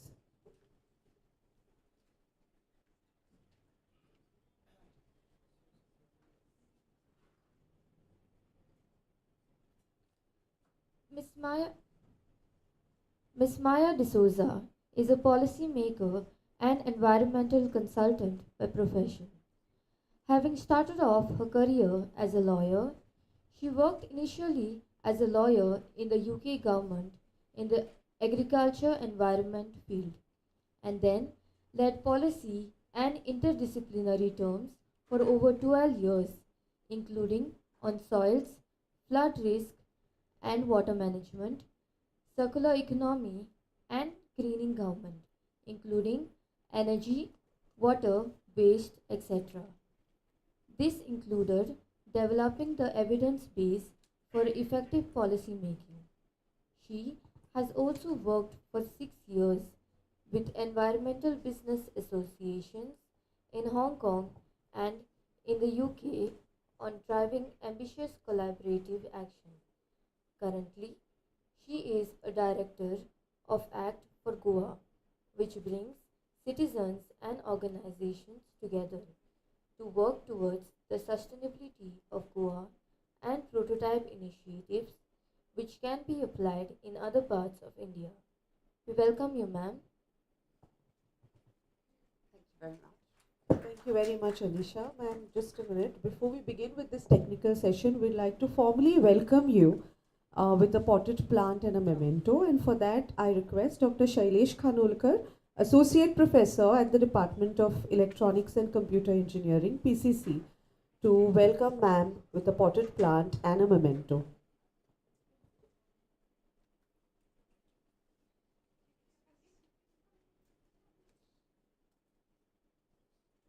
It's quite heavy.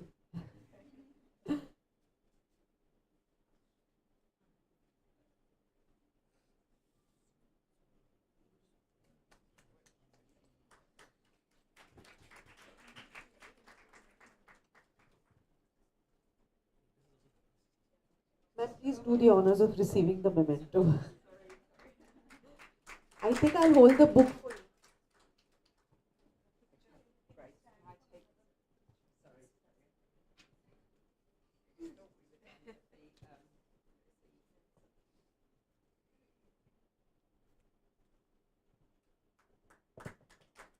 Thank you, sir. Ma'am, over to you with this technical session.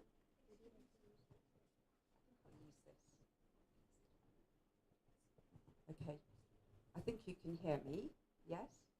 Okay, So this technical session is really more about applying this thinking, how and what can we use GIS, geospatial technology more generally in the sort of practical problems that we now face. And we've just heard about the real difficulties in terms of growth, urbanisation, more houses, industry. Oh, you can't hear me. Can you hear me now? Okay. Maybe I'll just stand up here as well.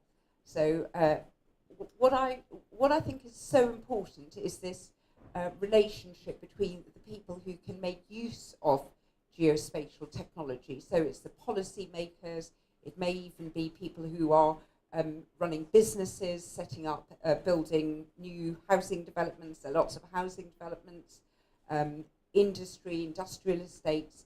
There are a lot of different stakeholders that can use all this sort of technology. But what we have quite often is a bit of a gap between those experts who know how to use geospatial technology and the people that could use it. So the discussion that we're going to begin today is about using this technology for the purposes of sustainable development.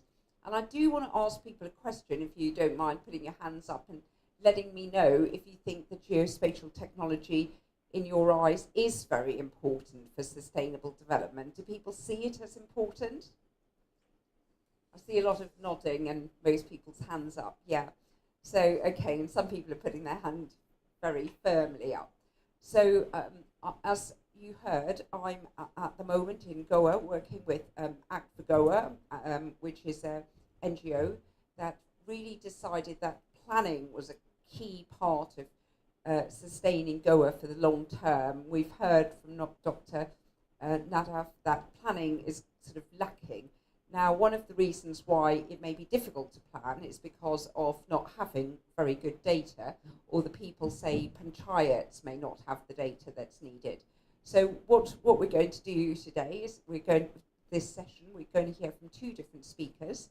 So the first speaker, I've got lots of papers in my hands, our first speaker is Dr. Uday Raj, who is from the Indian Institute of Technology. Well, he was a postgraduate from Indian Institute of Technology, Kharagpur, and he joined ISRO in the year, let me see if I can read this, 1986 as a scientist, and worked in various capacities. He recently retired from ISRO as Chief General Manager and was heading NRSC and was heading 5 remote sensing centres of ISRO across the country. So he's had over 35 years of extensive experience in geospatial-centric operational research and application projects. And he served as members of the leadership group in remote sensing area at ISRO and a project lead in various different areas and worked with a lot of different ministries. So he is very well aware of all the possibilities for using geospatial technology.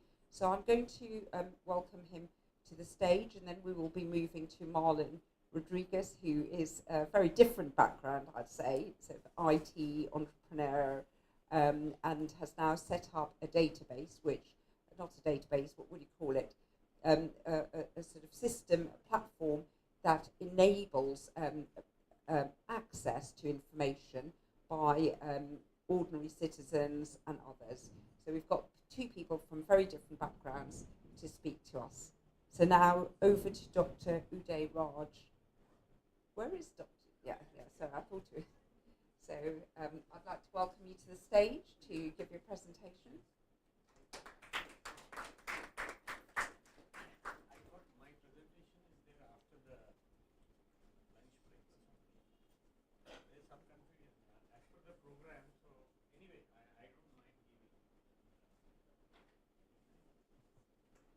Did you want to, Marlon, were you expecting to go first? No. Okay, if it okay.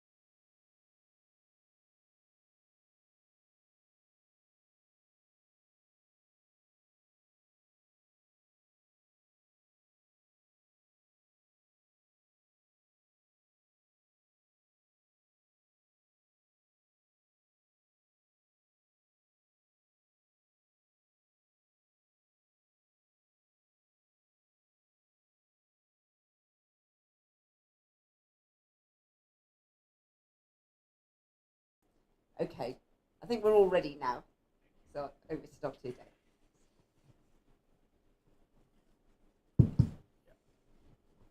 Very good afternoon to all of you. Let me first thank the organizers for giving me a chance to come in front of you and just familiarize again on geospatial technology.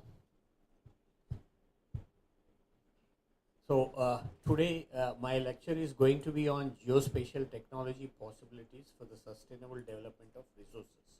Before that, I thought a lot of youngsters sitting over here, I thought I will talk about the space technology per se, because geospatial becomes a part of the space technology, and we all should take pride in whatever India has progressed in the space technology. In space technology today, India is the most developed country. So what I have done with my presentation is, I divided that into about 3 parts. The first part, I will talk about the space technology per se, about the satellites. We should know little more details about the satellites, how they capture the data, what kind of orbits they operate into and things like that. Then we also will talk, roughly on the rocket technology, what kind of rockets are there and how we are progressing. Then I'm sure you all must be interested in interplanetary missions, how we are. Am I audible? Hello? No? Okay, sorry. Then I have structured my entire lecture about an hour with 3 different parts. One is the space technology per se, where we will discuss about the satellites, different orbits, then the rocket technology, which is a vehicle to actually transport the satellites into the outer space, and then geospatial technology per se. What is the technology all about? How you can actually make use of that in sustainable developmental practices, right from global warming to a small village and an individual house. How actually all this can be tagged together using geospatial technology. And then I will try to give you some use cases which will trigger your imagination of how this technology can be used in various fields, right? So let this session be a little more interactive, like as the first speaker has done, because it's a very difficult time before the lunch. So I need to keep you all active, right? So can anyone recognize who is this gentleman? Yeah, that's right. So he is Dr. Vikram Sarabhai, who is also called as father of Indian space program, because in early 1940s, he was a visionary who thought that India needs space technology for community development. We are not in a race with any other country for technological this thing, but we are looking at solutions from high technology which can be dovetailed to the communities. That is basically what we are looking at. So with this, I talking about Indian space vision. Every organization need to have a vision so that you can pursue it through different objectives, right? So Indian space program vision has essentially been 4-fold. One is where is the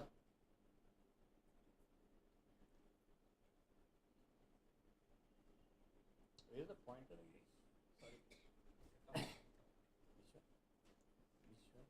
Press. Yeah, it was switched off. Okay, right. So when you look at the vision, it is self-reliance in building satellites and launch vehicles. Then we have low-cost access to the space. Why today ISRO is having an edge over other developed nations is essentially because we have still managed to have low cost to access to the space. So our launch vehicles are much cheaper compared to any other European or US companies, right? So that advantage we have. That's why a lot of foreign launches are happening in our country.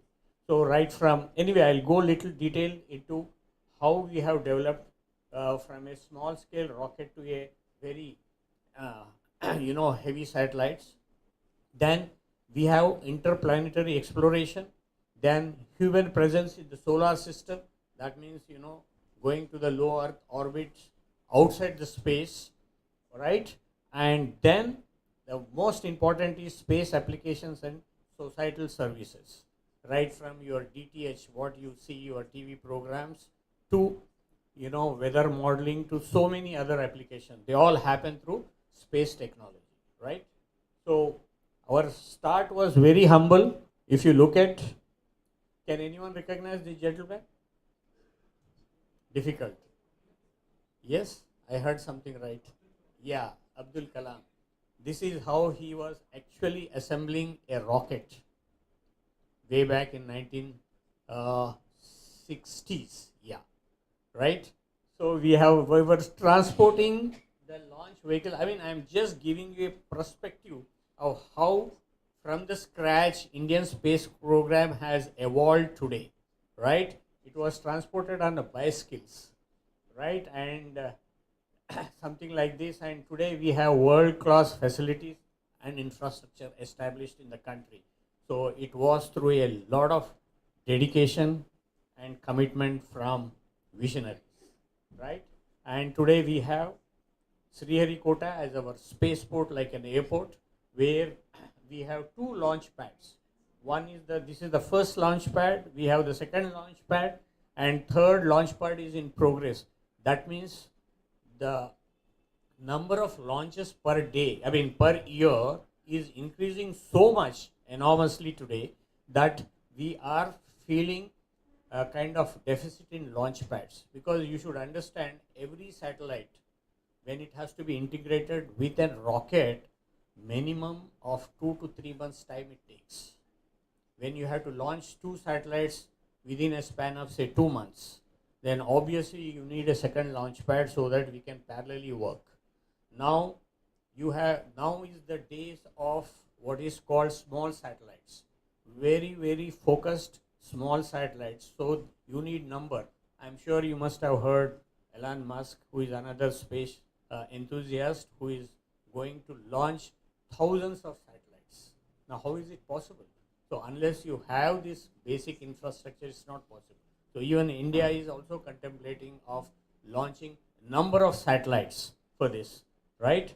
So this is actually the direction in which space transportation is going up. We started very humbly with PSLV. That was a very rudimentary satellite way back in 1993s, which could put the satellite into an orbit which is not very precise. So if it is not precise, obviously the data that you are going to get is not so efficient, right? So from there, we have evolved till here now. This is 2010 GSLV. That means this can take geostationary satellites. Now you should know the difference. I'll come to that a little later. What class of satellites has to be launched into the space? Remote sensing satellites, geostationary satellites, GPS satellites, they all have different roles to play at different altitudes. Okay, I'll talk to them a little detail. So this is how it is. Now this is another important milestone. Now we have mastered in these 3. If the launch vehicles are successful, say over a period of time, then there is a commercial market for these launches. If you are having failures often, obviously no foreigner is going to come to launch the satellites, right? So reliability and consistency is extremely, extremely important, because a lot of money is involved in these projects, right? Runs into billions. So that's why. Then this is SRE. This is a re-entry of the objects back into the Earth. When they go out of the Earth space, they have to come back. Then there is a lot of technology again involved in that. This is basically required for human presence in the space. When human goes into the space, he has to come back, right? When he is coming back, there are big challenges, because when you enter the Earth's atmosphere, there is a heavy friction, right? And there is huge temperature variations. So you need to withstand all these things. So your structures have to be absolutely foolproof wherever human life is concerned.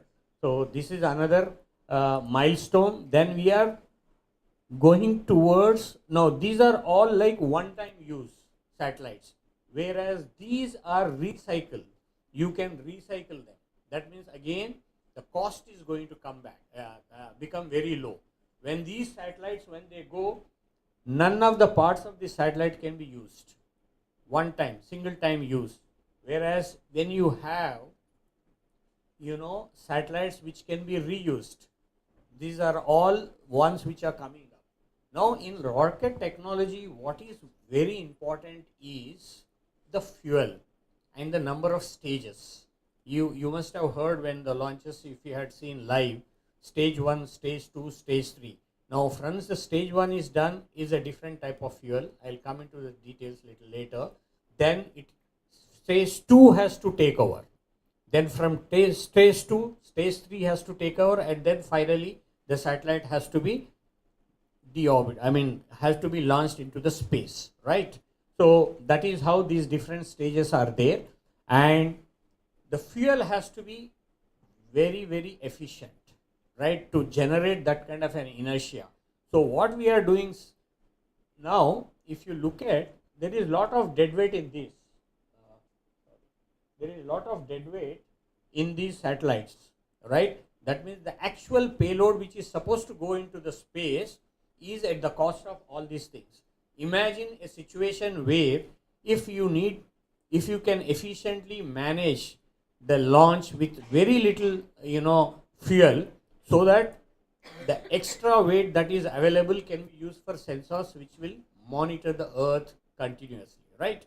So for that, now the technology is air breathing technology. That means what we do as the satellite is going up till we reach the Earth's atmosphere end, it will breathe like us. It will take the oxygen from the atmosphere and then generate the velocity and goes up, right? So obviously when you take the oxygen from the atmosphere itself, so much load on the satellite has come down, right? So we can improve our sensors capability. So that is what it means. And then TSTO and SSTO, I have mentioned, these are all 3-stage rockets. You have different types of fuels. Whereas when you come here, this is 2-stage to orbit. That means we will use only 2 stages. Stage 1, stage 2, and straight away into the space. Then you have SSTO. By 2030, we will have just 1-stage rocket. It just goes and then delivers the satellite. So that is what is the vision. So up to 2030, we should be able to do this, right? Now this is in detail. I'm just giving you for your information. The first stage is this one, which has a liquid stage, it is called. Then you have second stage, which is called solid state. That means the fuel is solid. Then the third one, you must have heard of cryogenic engines and lot of things. The cryogenic fuel has what is called liquid nitrogen and things like that.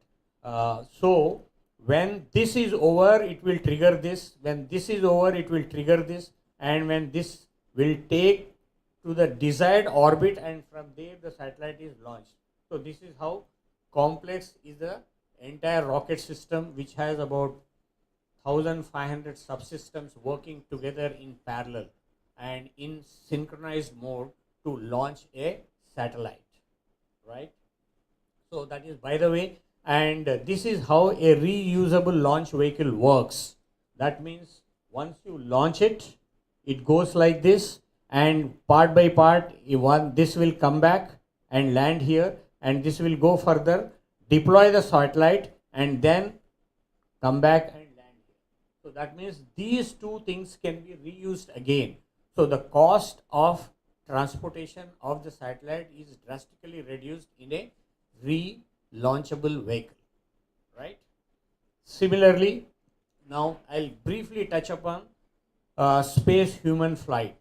You all must be very eager to know what kind of technology is used and things like that. Let me tell you, no one is going to share high technology with any other country. You must understand. The reason why I am projecting this is it has to be absolutely indigenous. We know technology is available there and all, but strategic technology cannot be imported, cannot be purchased. You have to develop on your own. That is why sometimes it takes more time. So human space flight missions are one such example where right from a the food that has to be served to the astronauts, to their zero gravity labs to train, all this had to be indigenously developed in the country. In Bangalore we have a space lab where zero gravity and things like this are happening. So we are right now equipped for 2-member crew who can go into the low Earth orbit for about 7 days, and it will be launched very soon. Maybe in a couple of months you will see already 3 astronauts have been identified from the Air Force, because again, the astronauts have to be physically very strong, very smart, very agile, and they should be able to take decisions on spot. And then more than all these things, they should be able to withstand 5G against the gravity. So the entire your physics has to be totally different. Anyone and everyone cannot actually become an astronaut. So they undergo a very tough training. Okay, so this is how the crew module looks like. Now this is the chamber where they have to sit all through their journey till they come back. That means you should be capable of sitting at one place and do all these activities. So this is the crew module. This is the service module. That is something like here. In this room, you have ACs to keep you comfort.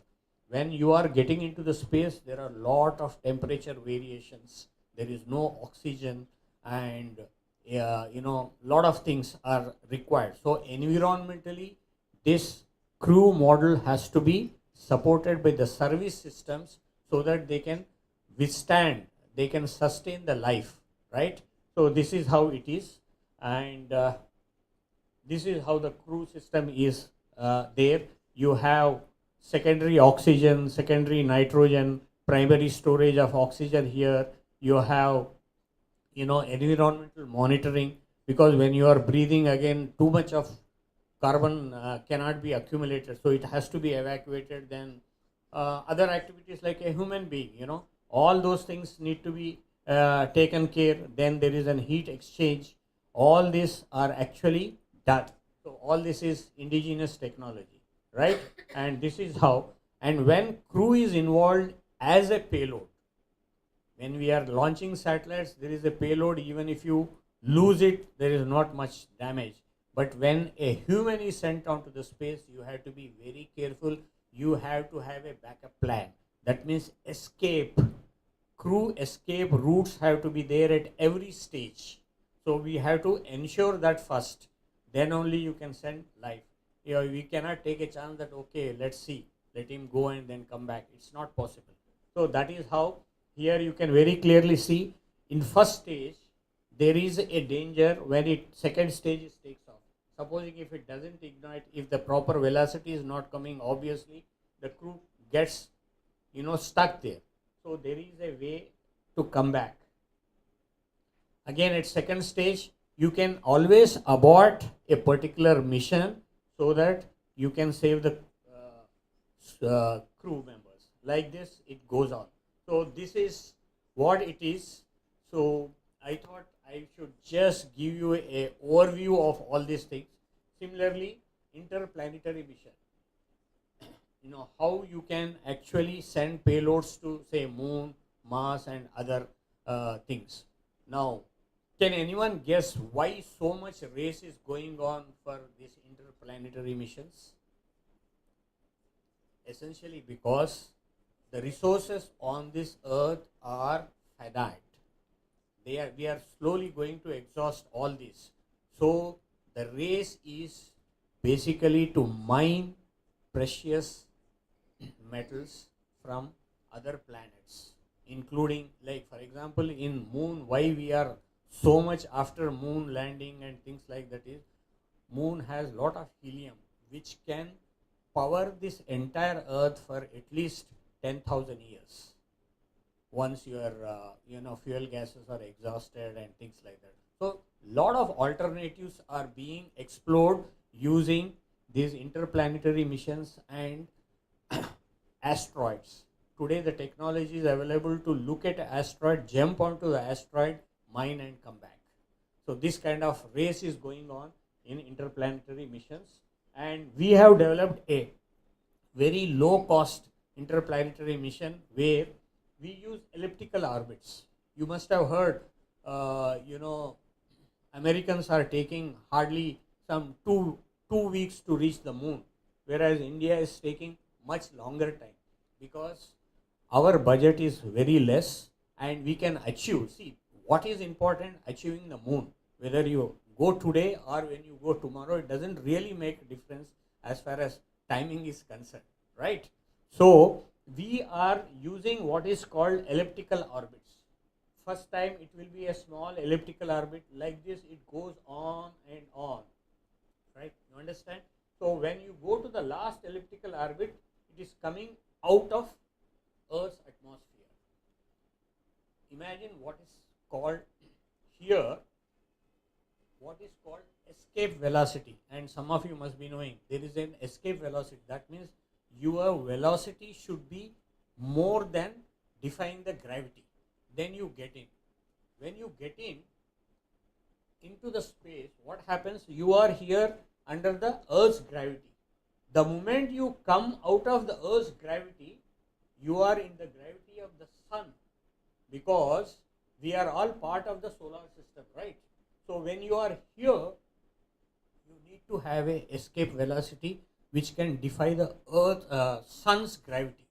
Because sun is a huge body, so it has a much higher one. That means what? You should be in a position to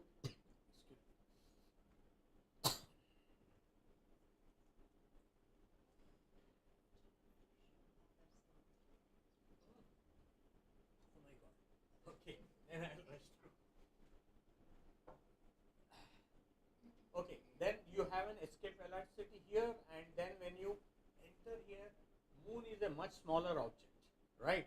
So its escape velocity is less. So enter here, if you have sun speed, it will just go off the moon.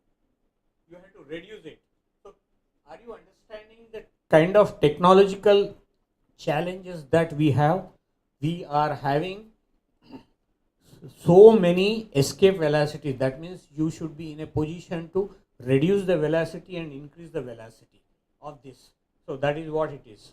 So here it is almost 3.5 lakh kilometers, which we have managed in 40 days to successfully launch it. Anyway, I think organizers say I have to finish in 15 minutes.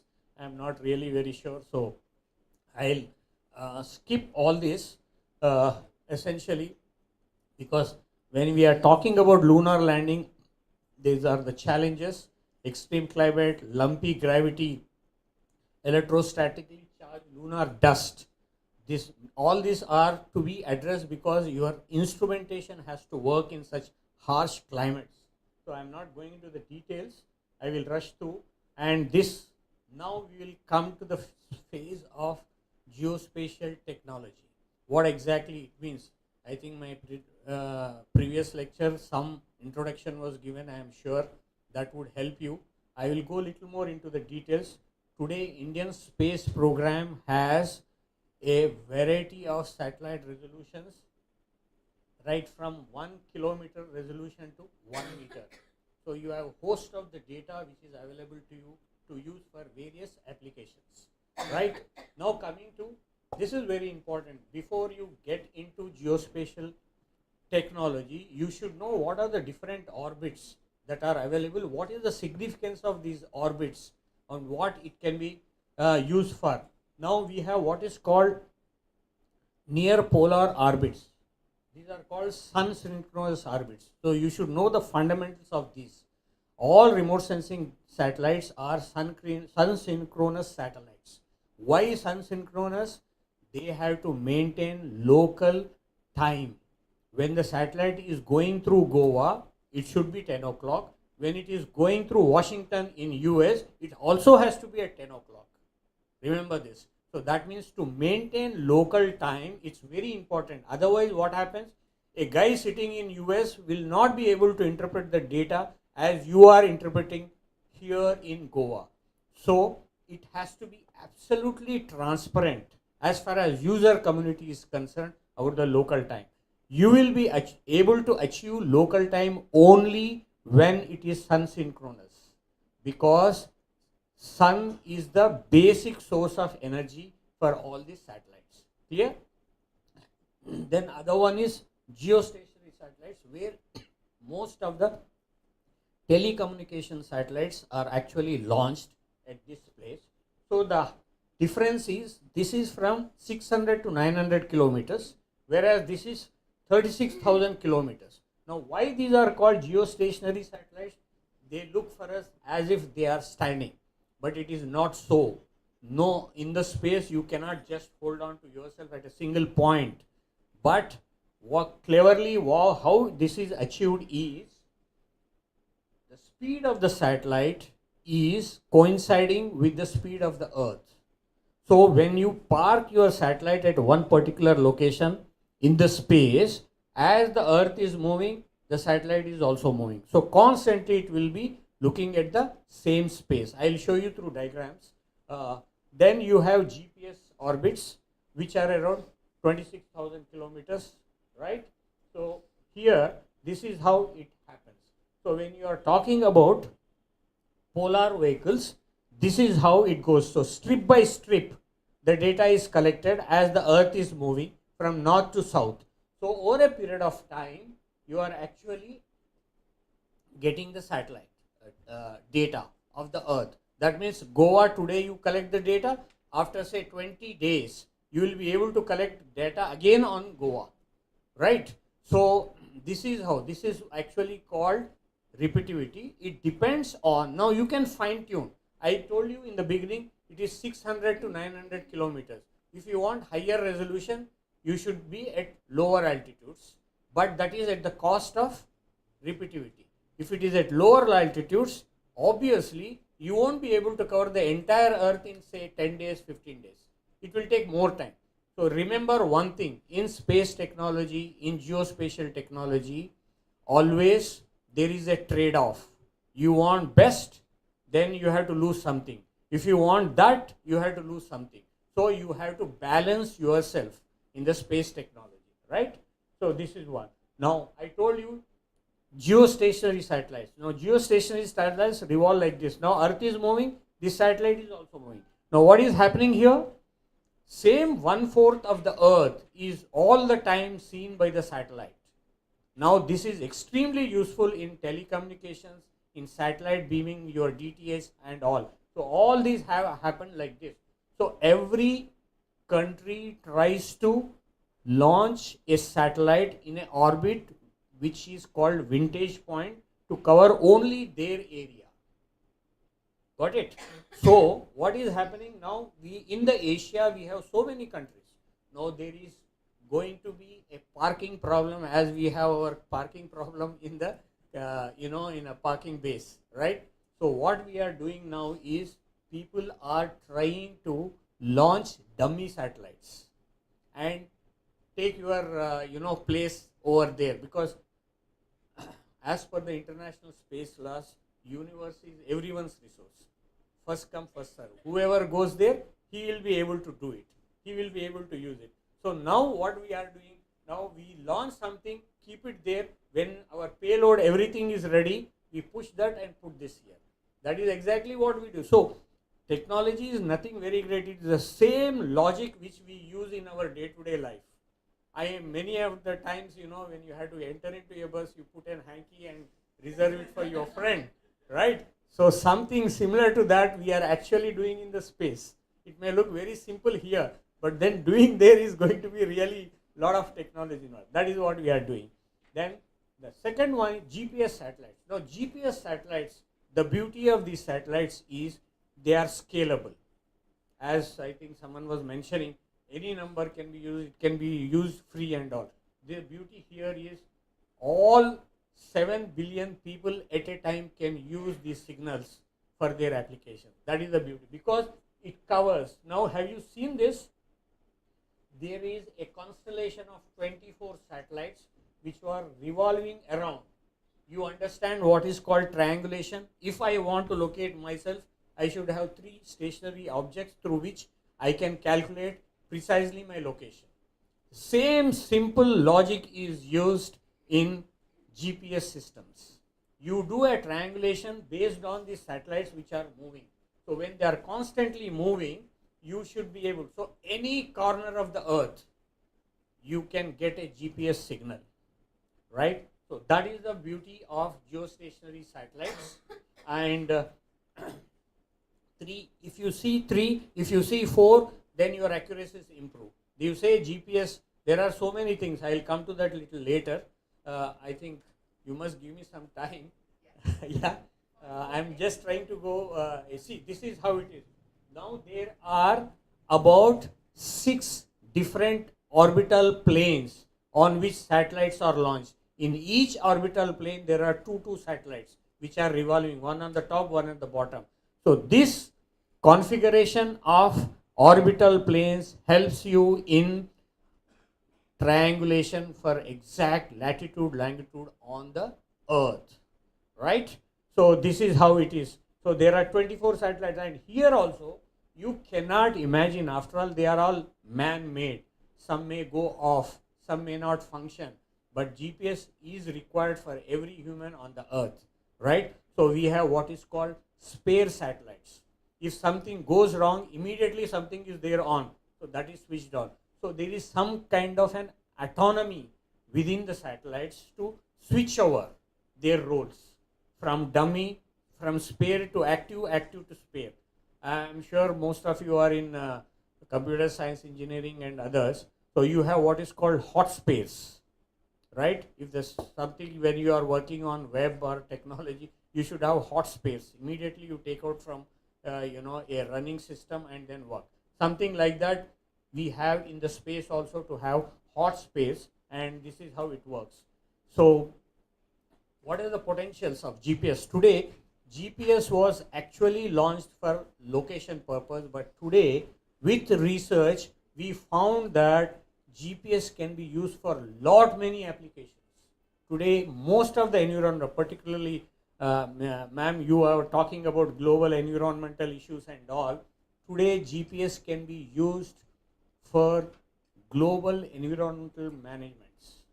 What is GPS signal? I am not going to that. That will take another 2 big lectures for me to. Every slide that I am showing you can convert into 1 lecture of 1 hour.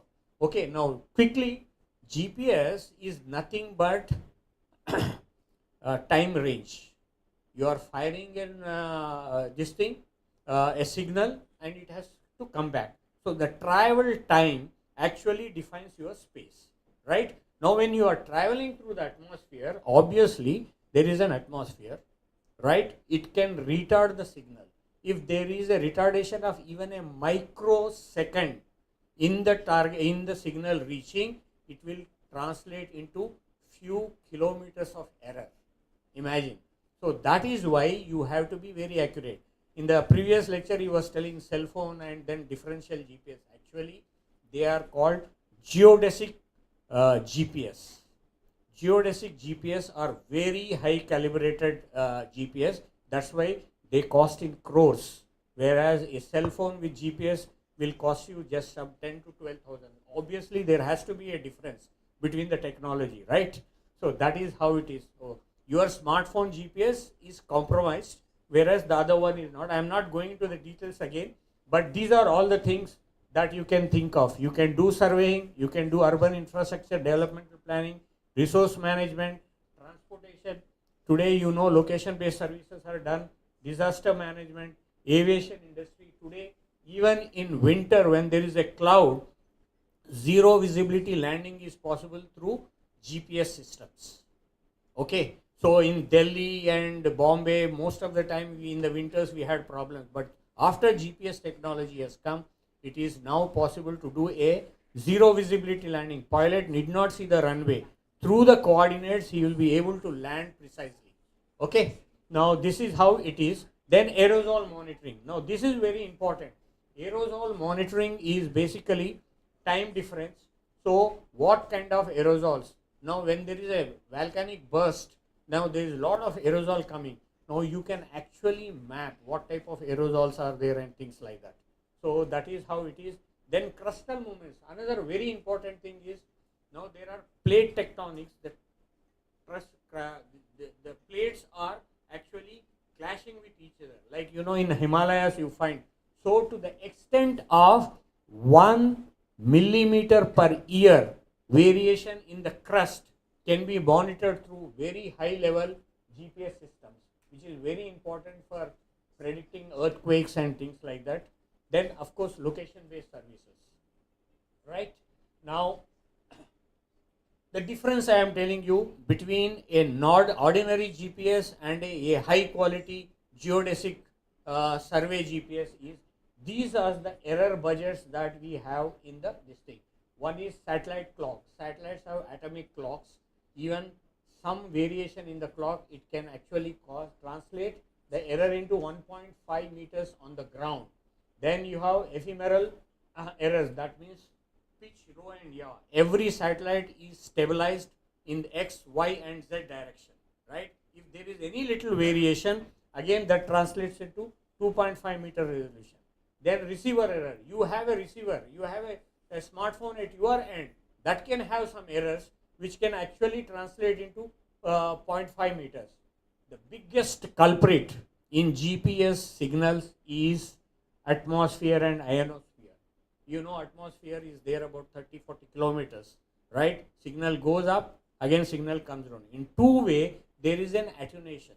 Depending on the aerosol content, depending on the pollution, there is a variation. So that can translate into almost 6 meters, right? Then there is what is called multipath. GPS doesn't work, unfortunately, when you are standing below high tension wires or in a thick vegetation like in a forest, which is totally covered, because energy gets absorbed. So you won't get a signal. Then similarly, buildings. It will go, hit there, reflect, come back, hit there and come here. So these kind of changes are going to affect the GPS system. So all these things need to be monitored and modeled to take out the error if you want GPS to have sub-centimeter accuracies for location-based services. Imagine the kind of thing. That means on real-time basis, every second you need to do mapping. If a flight is coming, if it is having an error of say about 6 meters, it will be out of the runway. So it is going to risk the aircraft and the people living. So that's why it's a very, very high precision usage that we have to actually take. Okay. Now that is how India is now mastered.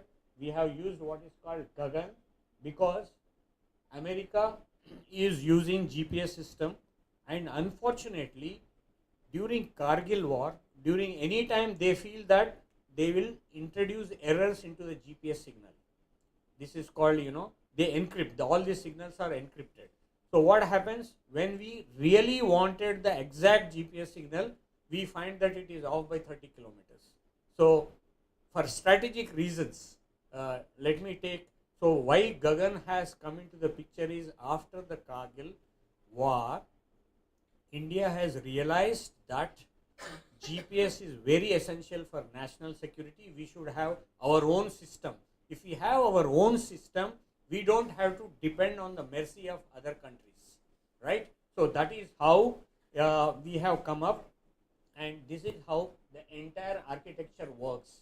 There are GPS satellites at this level. I told you now the orbit heights are coming into the picture, right? Now these are at 26,000 kilometers. These are at 36,000 kilometers, and aeroplane is say a few kilometers above, and these are the reference. So we have, this is the entire thing. I am not going into the details, but these are the reference systems which are available on the ground, which are monitored for very high accuracies, and the signals are going. So it is basically a GPS system. What you see on your mobiles looks very, very simple, but the entire technology and the infrastructure working behind it 24/7, 365 days is what is this actually shows. Now you can imagine the complexity of GPS signal, right? Now coming to the geospatial technology per se. Again, I am not going into the details because the previous lecture it was pretty clear, but few things were missed out in that. Geospatial technology is a bundle of technologies in the remote sensing where you have satellite, aerial, drone and ground-based sensors, because with 5G you are going to have a flood of information coming out from different sensors which are ground-based. All that have to be also collected in the GPS system. So this is how it is. Now, by now you would have realized, higher you go, more the area you will see, right? So since satellites are at 900 kilometers above the Earth's surface, a part of the Earth is able to be seen, right?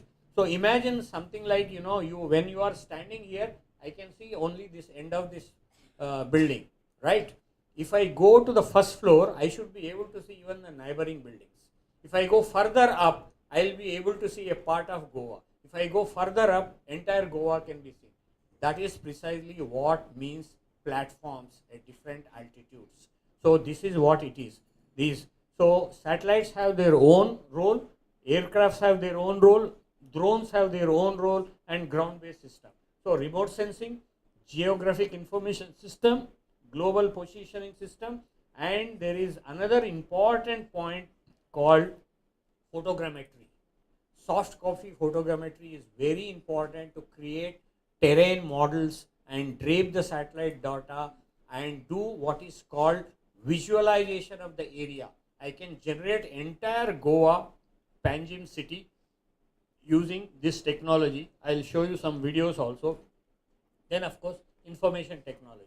So it is basically an integrated system which provides you data generation, data conversion, data updation and process control. It is operable both in static mode and real time mode. That means static mode means you use today, collect the data, process it tomorrow. Today I should be able to, you want to have a break? Okay, I'll try my best. Because okay, then these are the advantages which I am not going to really talk about.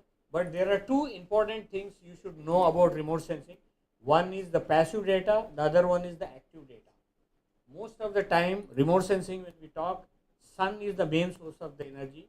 But today, remote sensing is also possible using microwave data, where the satellite will emit its energy and collect. Because during disasters, during cyclones, sun is camouflaged or sun is not there night time. So you need to do microwave remote sensing for this. So that is what it means. Remote sensing, right? Is also this is the imaging capability data. Coming to the applications, this is how you can actually derive the data. Because during the entire west coast, you are able to see. From there, I am able to point out the buildings. Now this is Bangalore Vidhan Soda, if you people are familiar with Bangalore. So this is how you can actually create different scales of database from the satellite data, right from 1 million scale to 1:2K scale you can do it. So it is basically a multi-tier database. It can be a nested database. That means big entire universe, and when you are browsing into, say for example, Google or anyone, you are able to go right up to the village and then a building. So that is how database is actually nested. Then you have value added data products, right? Now this is how a map can be prepared from the satellite data. Can you see? Now this is the satellite data. I am exactly bringing out this. today all this is possible using AI modules. Today we are in a position to do it without human interference. All that we need to do is do this. So these are the essential geospatial technologies where, like, AI needs a knowledge base. So geospatial data, geospatial technology needs a robust spatial database and attribute database. That is, tabular database which are linked together each other. Then only it is possible to do. Then convergence of technologies.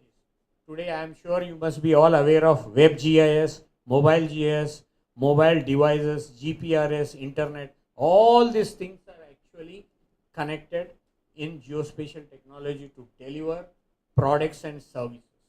Right? Now this is how it looks like. You can now appreciate.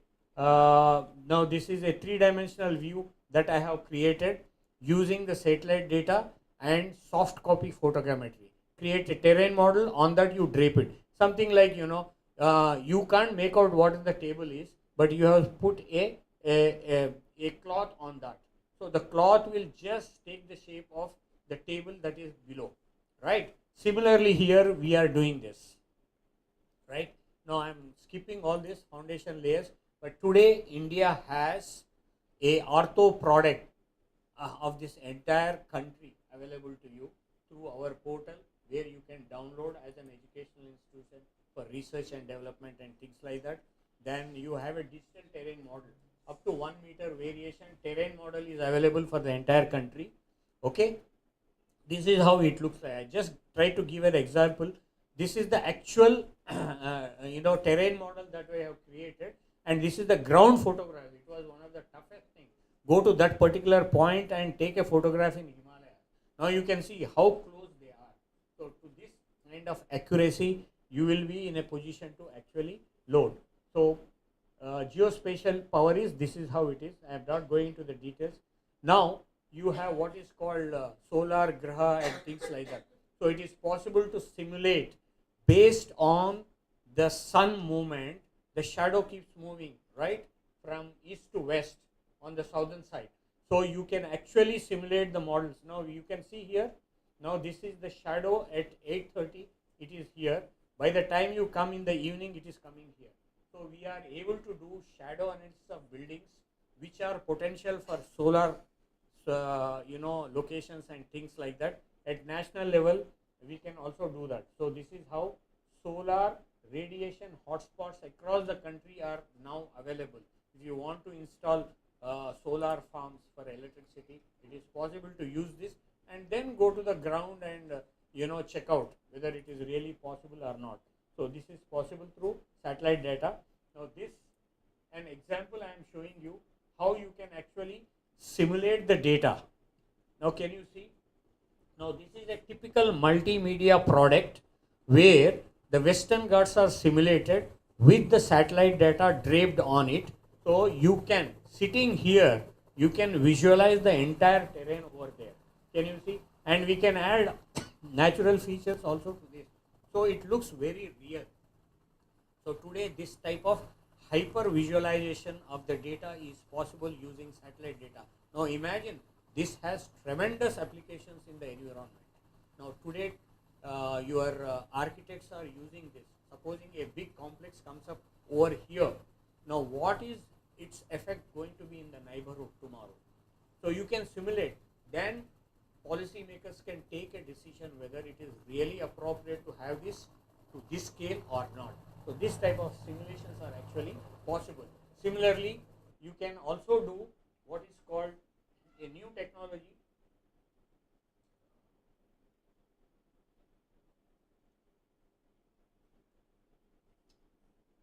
It's not working. This is the problem with this multimedia. Yeah. Now you see, when you want to create a dam, you do some feasibility studies. How much inundation is happening? How many villages are going? How many are? Now this is possible to actually create like this. By increasing the height, the water spread will increase. So what should be the precise height of the dam? What is the water spread and things like that? Now can you imagine? Now all this is possible using geospatial technology in simulating the data, right? Now you can very clearly see that. Similarly, now coming to the urban, again previous lecture was a good foundation for me to build on that. So what you can do is, we have done on experimental basis trying to see the growth of the entire city, say metropolitan. We have taken Bangalore like this. We have today in ISRO, we have done for almost all the major cities. Unfortunately, Goa we have not done because it's very small compared to other places. Now I am just trying to show you, now this is 20 years of remote sensing data.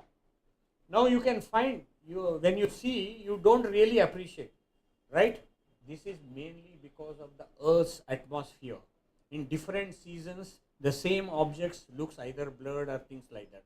So you need to do what is called atmospheric corrections on the data before you bring multi data sets onto a single platform. So this is very, very important for environmentalists. Now it's simply, you can't take a satellite data from the Google, I'm sorry, and then process it and say these are the changes. It is not possible. It is going to be erroneous. It is something like, you have to take care of the errors that are introduced because of the sun elevation, sun movement, season and things like that. So this is how it is. Now when I process the data, now can you see there is some clarity in this? That means I tried all these 20 data sets, tried to remove as much as possible the atmosphere interference on the signals of the satellite data.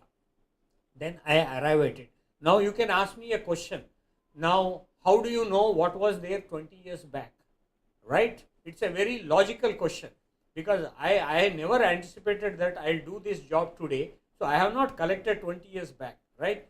So there are some models available where I am trying to do some kind of a close to realistic estimates and then derive the data. Understand? So that is how. That's why when we do an interpretation, data is all captured in the remote sensing data, but it depends on the algorithms and the interpretation and the expert who is actually collecting the data. That's why still there will be error margins. So I cannot say 100% this is what it is, right? So this is how it is. Now you see this for the entire Bangalore data, the yellow line what I have shown is the municipal boundary. How Bangalore is getting packed because of the urbanization. Now you can see this. Now this is a very simple simulation model that I have created. From this I have arrived at what is the status. Now you see this, all of them together I have put on a single image. That means from 1996 onwards to 2014, I have packed the data. Now each color represents the spread of the urbanization in Bangalore. Now that is the beauty of geospatial technology. You can put them all together on a single platform and visualize. I am sure now your perspective will become much easy for planning, right? For any kind of planning, whether it is disaster mitigation or future structural planning of the urban and things like that. You know which side it is growing. Fortunately, since there are not much barriers, Bangalore is being spread all around. But if you take Panjim for example, one side you have a natural barrier, sea, so you cannot get in there, right? So it has to be here. So site suitability analysis and infrastructure requirements, this kind of things can be done using this satellite data. Now we have also part population versus built up area. You see the graph here, population is high, obviously 5 people live in one house, so obviously, so the built up area will follow the population, but it will be little like this. So this kind of inferences. Then lakes, the number of lakes that were there in 65 or 230, and in 2005 120 have come, and today there are hardly 80 lakes available in Bangalore.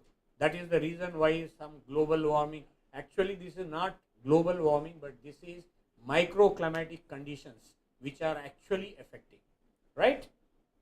So this is how you can see 3 data and 3 sets. Every 10 years we are monitoring, right? So Calcutta, for all these major cities we are actually doing.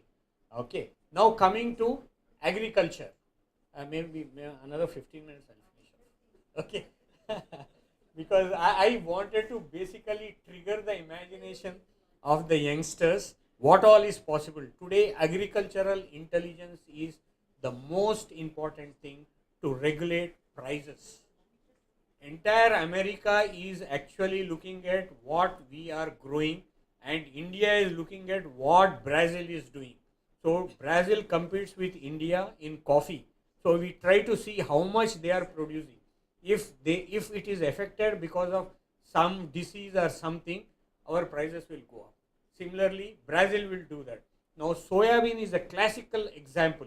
Soybean is cultivated in Madhya Pradesh, and Americans every season watch carefully how much soybean we are sowing, how much is getting harvested. Now, we have models to create that. Today, every season, Government of India, in collaboration with ISRO, we have developed a package where all the state governments, including Goa, is involved in their respective areas, how much is sowed, and all sowing will not happen to harvest. So, well in advance, before the product reaches the market, we estimate. Then Agricultural Price Commission will accordingly regulate the prices. This is what happens. So, agricultural intelligence is extremely important today in the monitoring and of the global prices. Now you can see here, I can do a crop inventory at national level, but actually I can do at international level, come to national level, then state level, district level, at mandal level and village level. Can you see the beauty of special geospatial data? I can do sitting in the lab, I can monitor at national level to your village level. Okay. Now this is how the rice, all that green you see is, the rice that is being actually cultivated. There is a gradual less. Now similarly, coconut plantation. If you want to map the entire coconut plantation that is available in Goa, you can actually do that using this satellite data. So that means in agricultural applications, you can do a crop inventory, and today the buzzword is crop insurance, right? Now government is taking up. So how do you ensure proper, premium to be put on the farmers, and again at the time of disaster, what compensation has to be given? So using geospatial data, using remote sensing data, it is done. That is where the satellite data every 2 days, 3 days is required. If you have once in 15 days, it is of no use. Now they regularly monitor the satellite data on this agricultural area and decide on the crop insurance. So every application that I am telling you, people have a tremendous scope to get either becoming an entrepreneur or get into jobs. There is tremendous potential available in geospatial technology today from all these areas. General insurance also is using geospatial data, contract farming, crop intensification, because land is finite, but crop production is coming down. So how do you increase the productivity? So for that, crop intensification can be done. Then precise agriculture, precision agriculture, that means how much should go. So GIS plays a great role. So drone will go and do a pesticide pumping wherever there is more disease. If you have seen in a patch of land, agricultural plants are not growing at the same height. Somewhere it is more, somewhere it is less. That is because of the soil nutrition, water that is going. So in the precision agriculture, based on the input from the satellite, geospatial data, you will be able to precisely deliver only that input so that the maximum production happens, right? Then agricultural based infrastructure is also can be designed using remote sensing data. Similarly, horticulture, we have done a lot of pilot projects to differentiate different fruit crops. Okay, now I am just going to run through this. These are the different spectral signature. For mango, this is how it looks. For citrus, it how it looks, and for rubber, this is how it looks. Now, there are some botany students also here. They will appreciate what is called phenological characterization of the vegetation. Now that you can do it from temporal satellite data. You collect the signatures, create a signature bank, say for example for the entire Goa. Okay, now how they look, so you can know whether it is a young tree or a mature tree, fruiting tree, or flowering tree and things like that. All that is possible from this. Now you can see rubber sheds its leaves in February. If you take this data, it is possible to actually find out. This is how actually it looks like. Now you see mango, there is slight variation, coconut. So remote sensing data basically exploits this. Like a human being, I am able to differentiate different people. We have the ability to do that only in the visible region, whereas the sensors have visibility beyond visible region, that is in the infrared and microwave region also. So that data is captured and then signatures are made, which are called master curves. Now you can map the master curves with respect to the signatures that you get. Okay, now this is how a object based or AI based model can be created and satellite data can be processed. Okay, now this is how it is.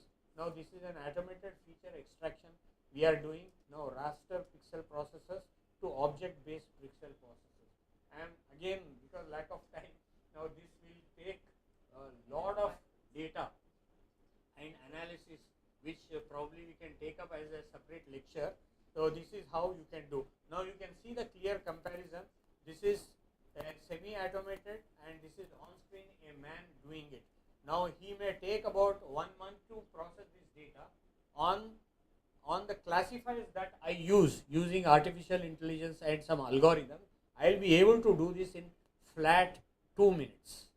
Now that is the kind of variation, and you see there is hardly any difference. So similarly, coconut plantation, then cashew being very important for Goa, I could actually do cashew plantation also. So today it is possible to map almost all the fruits. Now there is a national mission called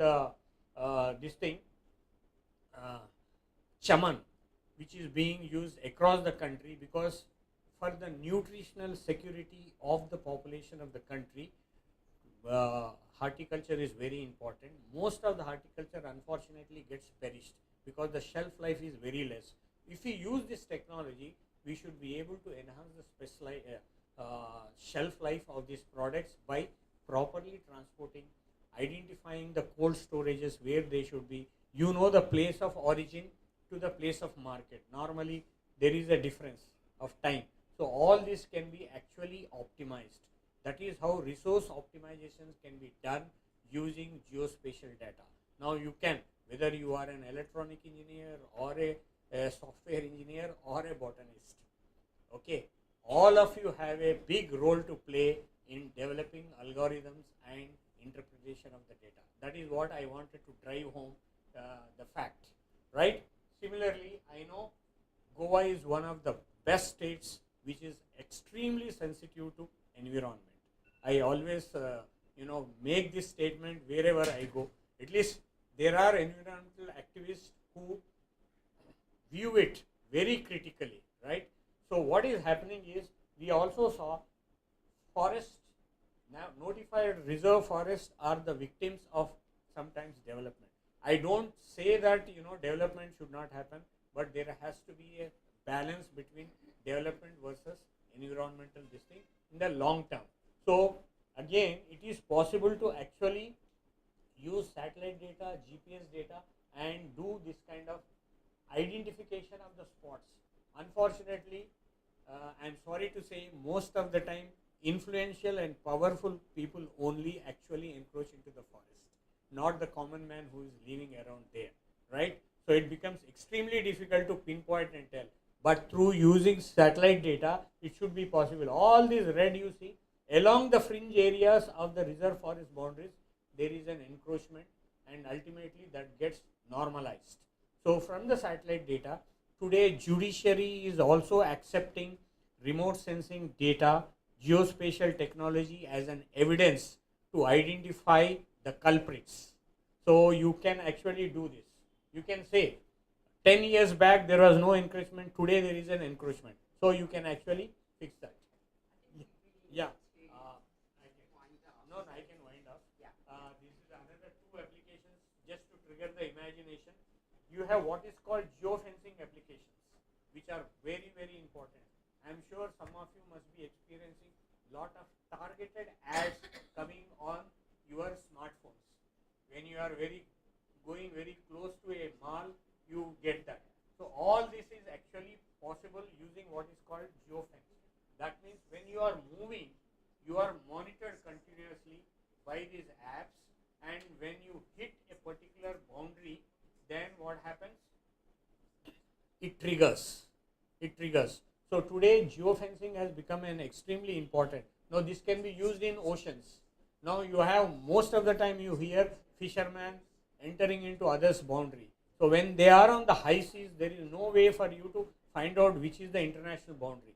So you use geofences through apps. When he is going very close to an international water, then he gets a signal saying that now you are a crossing. So that is how you can actually do.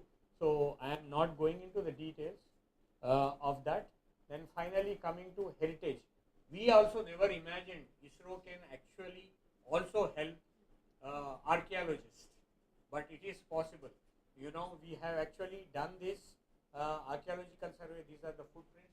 There are 3,000 and odd nationally important heritage sites, including in Goa there are 21, where we have done what is called management studies and help restore. Now this is an example of 3D model of Gol Gumbaz. Now this is how protected, prohibited zone, protected zone and regulated zone. On this we have used a very interesting algorithm developed through location-based services, where you can actually trigger. You can do G2G application, that is government to government application and government to citizen application. Any citizen he wants to know, he can do this, which was taking 6 months. Today within 2 minutes you will get where you are on that. So this is a customized mobile application that are available, because let me tell you one thing. Your mobiles is not just for receiving phone calls and replying. Mobiles have a lot of other instruments which you can actually exploit. Now this is a trigger for most of you who are in the final year doing projects. You must try to locate, there are accelerometers, there are gyros in the mobile phone which can be actually used. I'll show you some interesting things. So you can create decision support systems, you can create information system which will help administrators and planners to do the job. Now this is how it is. I am triggering a citizen, a normal citizen triggers a signal, it goes to our servers, from there it goes to NIC server, and from NIC server decision comes. Now this is practical. You Google and type this Smarak, you will get this information on that. Now this is how error handling is done. This is the 3D of all the historical sites that we can actually make. Now just another very important application is road assessment system. This is where I say your small mobile phone can do wonderful jobs. Now this is how it is. We have developed a system which is implemented in Nasik, about 1,000 kilometers. We have mapped within about less than a week's time. You can actually, using mobile sensors, you can create what is called road segments which are damaged, which are moderately damaged, which are good, and at every regular interval, through using your smartphone photographs, you can actually take, you can see the road. So that means a PWD engineer need not go onto the field and do all this. There is, so this gives you a reliability of the data, and so that project proposals can be made. Otherwise, most of the time we have experience in municipalities, a road which is very good, again relayed, but a place which is not done is never taken up, because we are not in a position to classify this data, where, what and all. It is humanly impossible. So this can be actually achieved, and this is how it is. You can see we have actually all the red dots are actually bumps or the potholes, whereas all the blue dots are normally good ones. So why jerks I am talking? From jerk information that is available from accelerometers in your smartphone, you can derive wealth of the information. Now this is how it is today in insurance sector. This intelligent transport systems are embedded, and they like in already in US and Europe, your license, your premium that you have to pay depends on how good you are a driver, whether you are experienced or not. All these variables are considered. That is possible using the satellite data. Now this is how it is. Now this caterograms basically give you left turns, right turns, and all that. Now this is being implemented today. Now this is in the product development stage where we have done. So you can actually know the you can actually know the behavior. Supposing an accident happened sometime back, there is no one to witness that. By using this data, you can know whether he was in admissible speed, whether he was intoxicated, and things like that. It is possible actually to do all this using a smartphone. And similarly, proximity analysis, and I am not going. Now this is smart city, programmable city. Smart city doesn't mean that only hotspots and Wi-Fi is given. It can be done for many things where geospatial is used. That's it. I think with this I will end. I wanted to get into the products of descriptive analysis and all. I am skipping. These are the models that we can use. I am really sorry about it. Finally, I will just show you one image which might really help you. Now this is an important thing you can all note down. This is the geospatial portal called Goa, where you can get free data from all this. You can download the data for free from ISRO. Okay. Now this is the last slide. Bear with me. This is the simulation of the entire Bangalore city. Now I am sure some of you should come forward and do it for the Panjim city. It is possible. All that you need is a terrain model and a geospatial, a remote sensing data you can drape. Can you see this? I will just try to skip. If you people are familiar, you can see the stadium over there. Now these are high-rise buildings you can see, and this is Kabban Park area, basically UB city. So like this, you can basically map the entire thing. The beauty of this animation is you can go right up to Vidhan Saudha, see the building and building curtains, what is written on the building also. To that extent, you can actually zoom. So this is a hyper real visualization of a 3D city. Can you see this? I am zooming into the building, and you can see here, there is a writing. Even that writing you can actually identify. Government work is God's work, something like that. So to that extent, actually you can simulate the data. Thank you. I think I'm going to skip further. I have prepared myself for almost an hour, but then it was cut short. Okay. Yeah, I took more than that now. And this is how terrestrial data. This is another big revolution happening in the country where there is a good scope for technologies to actually enter. There is a lot of job opportunities where you can use these data, drape it on the satellite data, and create land information system. Government is actually doing this. The last slide is opportunities for the students. Since there are a lot of students here, I thought it is worthwhile. Today ISRO has what is called IIST, Indian Institute of Space Technology in Trivandrum, where you can do your graduation and post-graduation. Okay, everything is taken care. It is free. In the sense, you will be sponsored, you will get scholarship, and you can go and do it, and you will get training done in ISRO centers so that you are ready. The moment you come out of this institute, you will be employed as a scientist. Okay, and if I can also share with you, your starting itself will be around 75k to 80k. Okay, then you have Indian Institute of Remote Sensing, where I think Brenda also has done her diploma.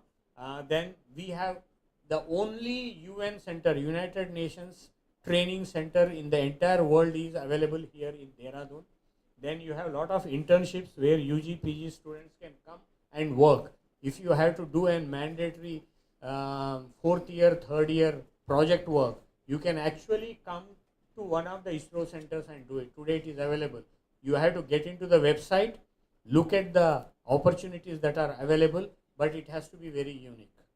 We basically look at very, very unique research oriented projects, so we sponsor. Okay, and then we have crash programs. Getting into ISRO, we have 3 ways of getting into ISRO. One is direct recruitment through campus interviews. Then we have recruitment through All India. Written test is there. All faculties, right from computer science to civil engineering, we require. Every year we take about 700 to 750 students as young engineers. Then we also have project mode. We take these people and we find them very useful. We will also give them permanent jobs. Right. Thank you very much. I have overshot, but I thought it was worthwhile.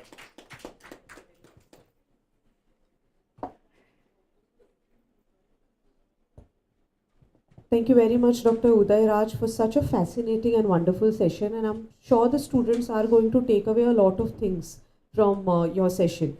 I now request Ms. Angela Sarau, the acting principal of St. Joseph Vaz College, to present a memento as our token of love and gratitude to Dr. Uday Raj.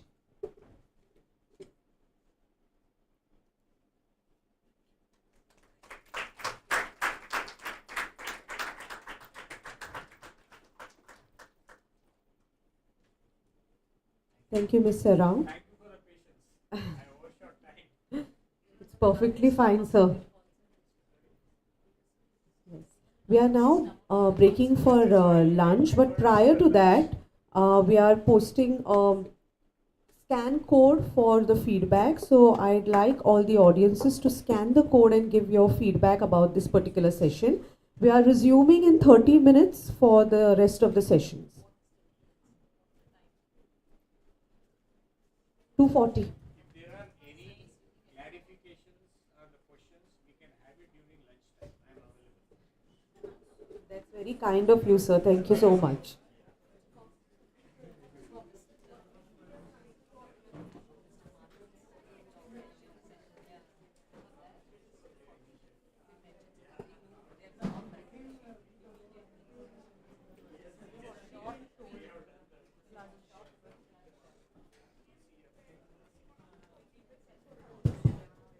Hello. We have a QR code. This is for the feedback. The participants for this course, please scan the QR code and provide your feedback.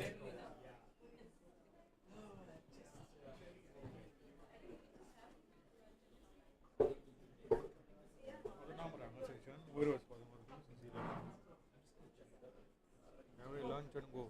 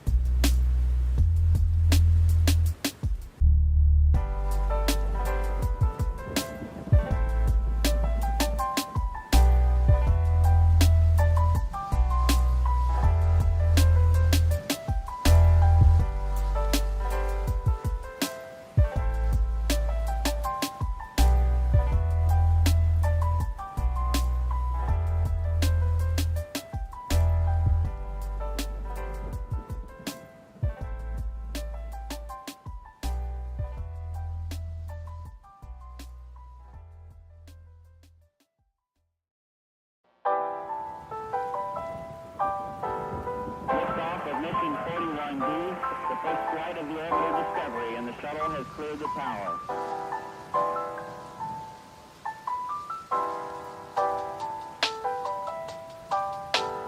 Discovery's core computers now have primary control of critical vehicle functions.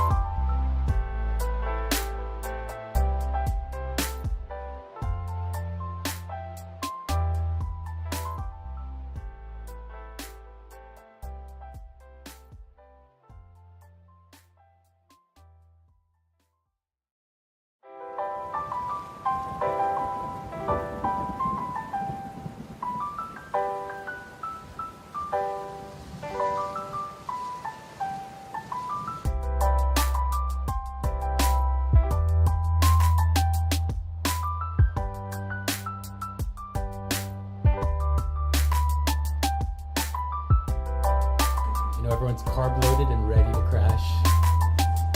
And our whole bunch was delicious. So I'm going to speed run this because I know you have a lot of information, and I'm not presuming that everyone's going to take everything in and do a full assimilation. But the key points I'd like to assert for you is that this platform, omchet.in, is completely in the public domain. This is not at all some secret website. It does not require downloadable software nor a PhD. If you have a mobile phone in your hand, you can access this. If you have a laptop or desktop, you can access this. And just to give you a little context, I was born here in Goa. I grew up, as you can probably hear, not here. But I came back about 2 years ago.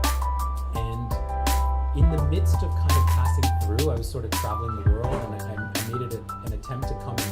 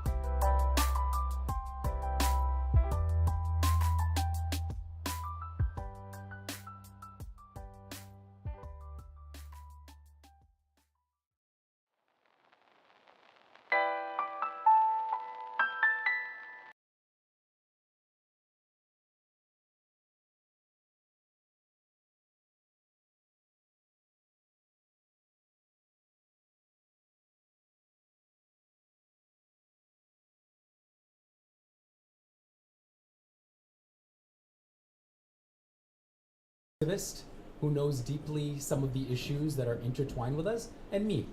I'm sort of a generalist. I don't speak enough Konkani to be to really talk to many people, but I'm sitting there in Arjuna and I'm seeing this world around me, and I'm trying to bring some context. And I was able to describe this vision. I bought the domain name before we built the platform. I sat there and I said, why can't we do this? And at some point, this coalition of people said, of course we can do this. And so they put their hands on this. And so one of the points I'd like to make with you is, as much as there's very specialized information going to be conveyed to you over these 2 days, there are some things in the public domain that you can take onto your machine or into your browser instance and turn back into value for yourself and for your community today. And so this type of tool, I want to run through it very quickly because it gives you a type of agency that I found was missing from the conversation. There are a lot of times that you're having a conversation, having to conceptualize where something was or the history of something, when in fact, if you could visualize it, and I'm a very visual person, but if you could visualize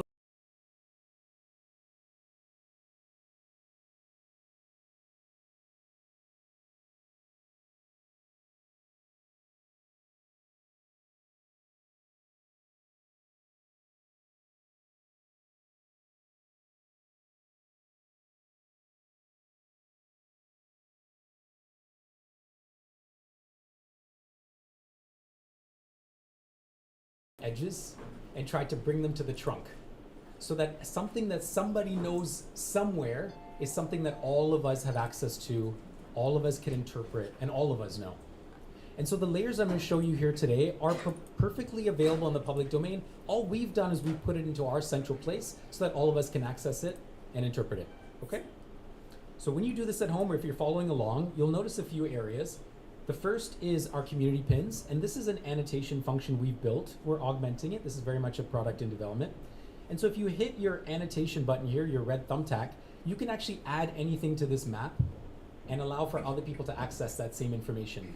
So for example, a lot of times in the group chats you're hearing they're cutting trees and they're confusing the turtles, and now you don't have to just scream that into the void and let those messages disappear. You can actually pin it to the map and come back to it.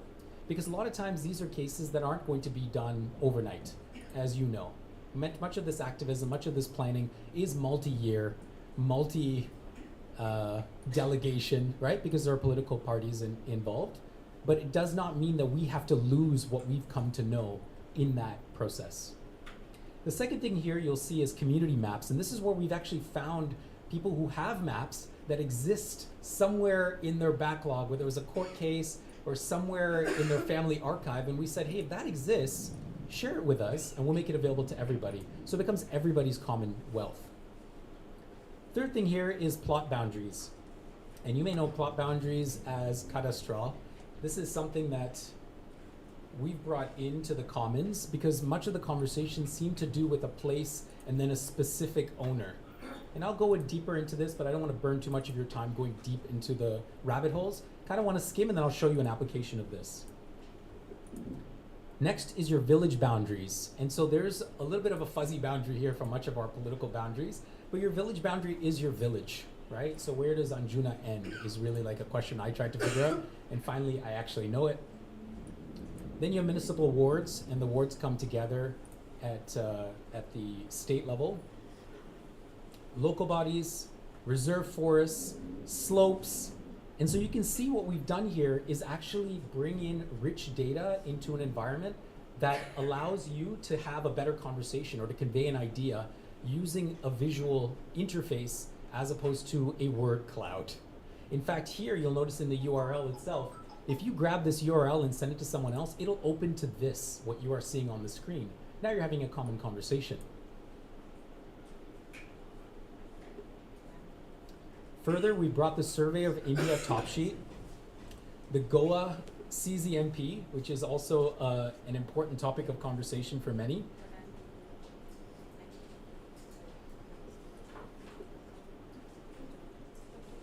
And by the way, the legend is down here for all of these, if you'd like to get deep into the details. OpenStreetMaps, which is the basic map, it's the base level, and many people are using this. I think One Goa is using it. Pretty much everyone is using it, right? And it's not to say, oh, it's just like a community thing, and so it's not highly valid.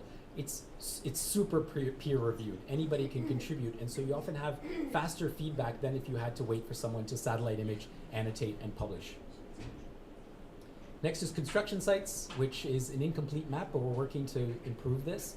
And this allows you now to react more quickly when something is coming up. If you're unaware of it, or if it has to do with an area you care a lot about, this is a way to see where construction is coming before the buildings are fully built and before the cement is fully poured. Because there's a huge bureaucracy here. This information exists, it doesn't exist in the commons. And again, this is our attempt to bring from the branches and pull it into the trunk of the tree.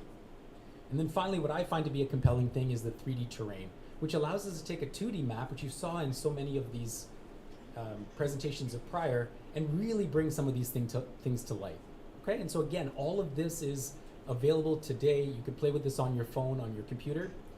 But really what I find is interesting is this intersection of maps, which allows us now to bring deep context into a conversation and allows us to tell a more complete story.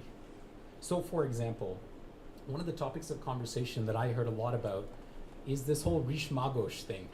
They're cutting the hills, they're building these things, they're not supposed to do that. And I just like, one, where is this place?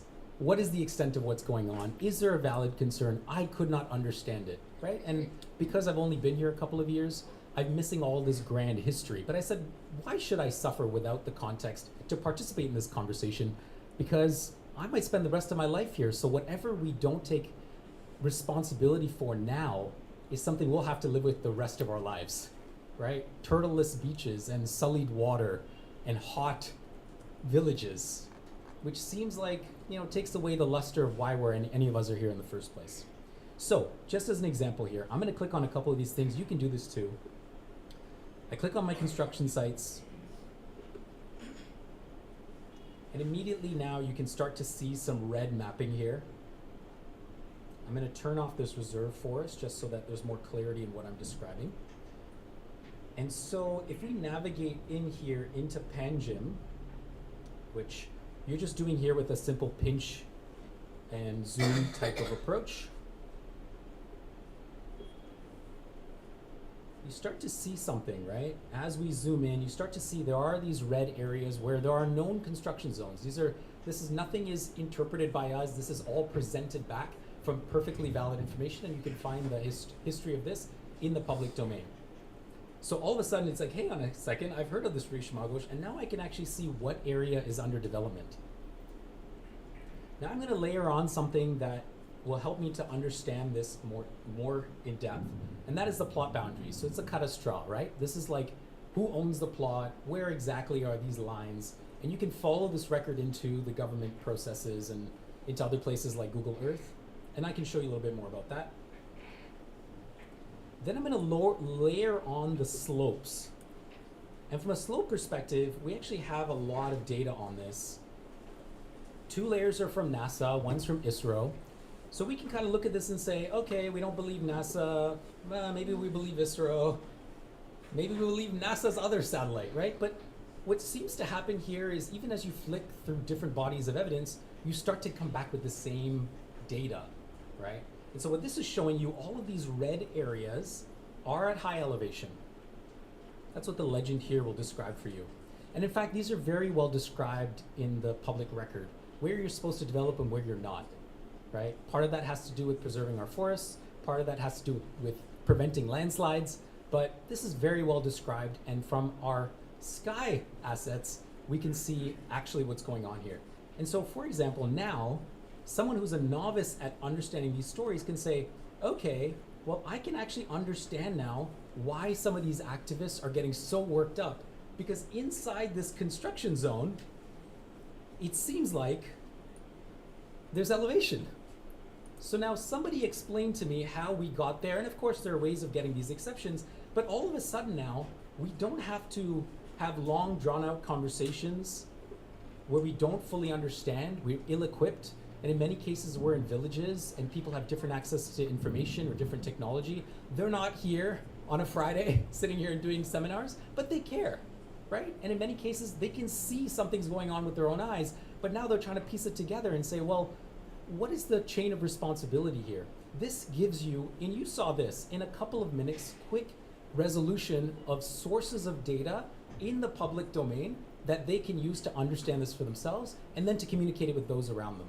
And so I'd urge you to think about this as you get into conversations that get into the turtles and, oh my God, they got a road over here. It's like, hang on a second, let's see if we can substantiate this. Now what I'm going to do is I'm going to add on the 3D terrain here. And inside the 3D terrain, I'm going to see here if I can tilt this. I'm going to tilt this map. I'm going to exaggerate the terrain.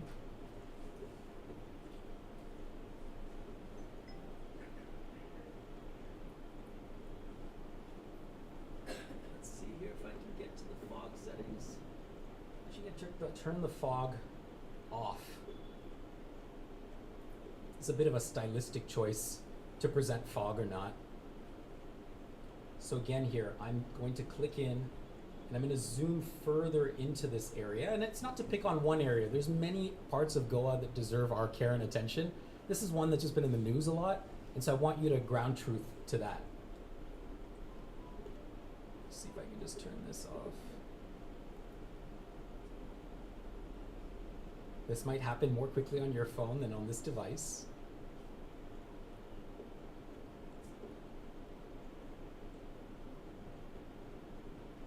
And so now you can kind of see this, right?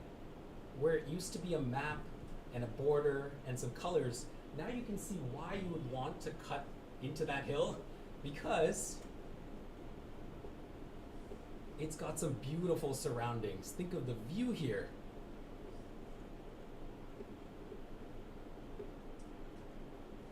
Facing out to Panjim from one hill up here.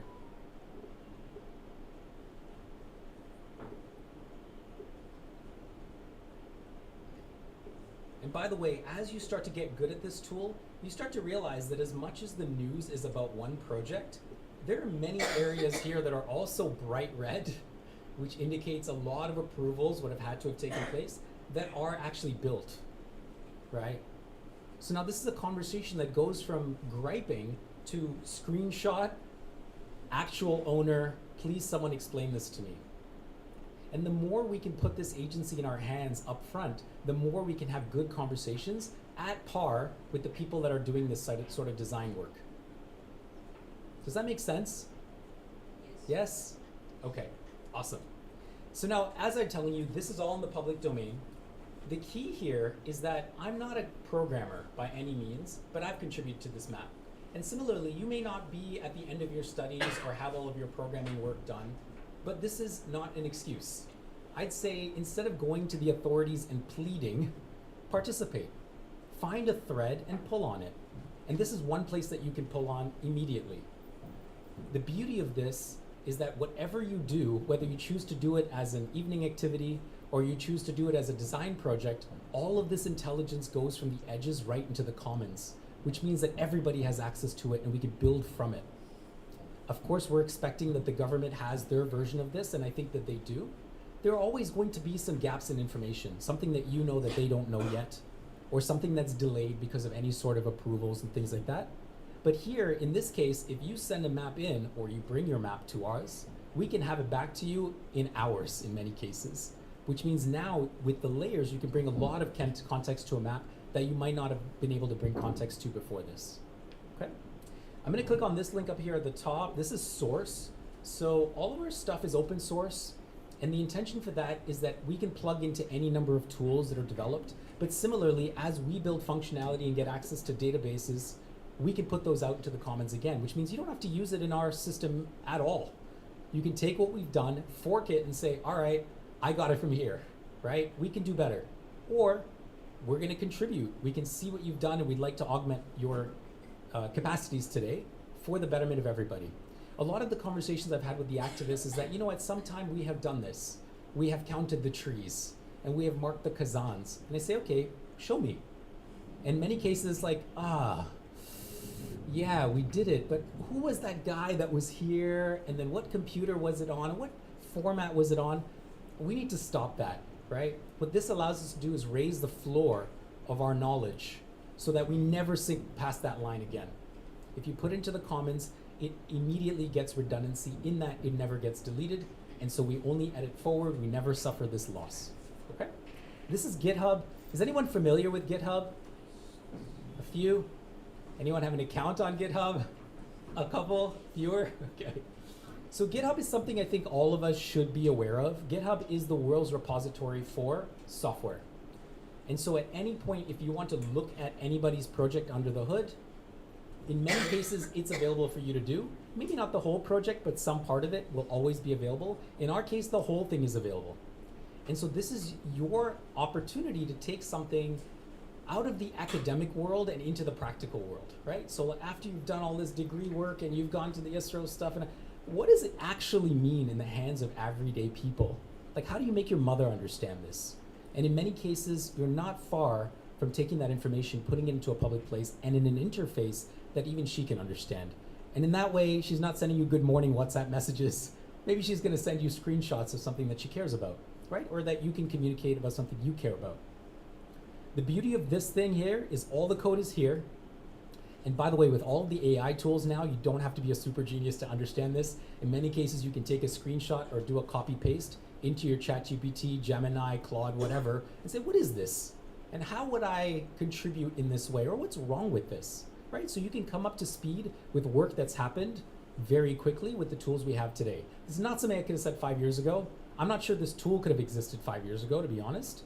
But you can walk around in your neighborhood now and understand this at a site level.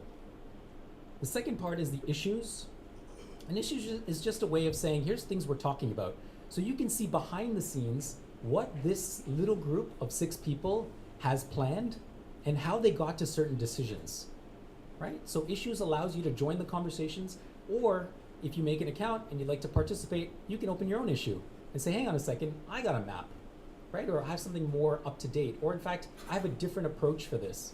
And it goes back to this idea that we don't have to exist as activist and academic. In fact, much of this stuff can be put to application immediately.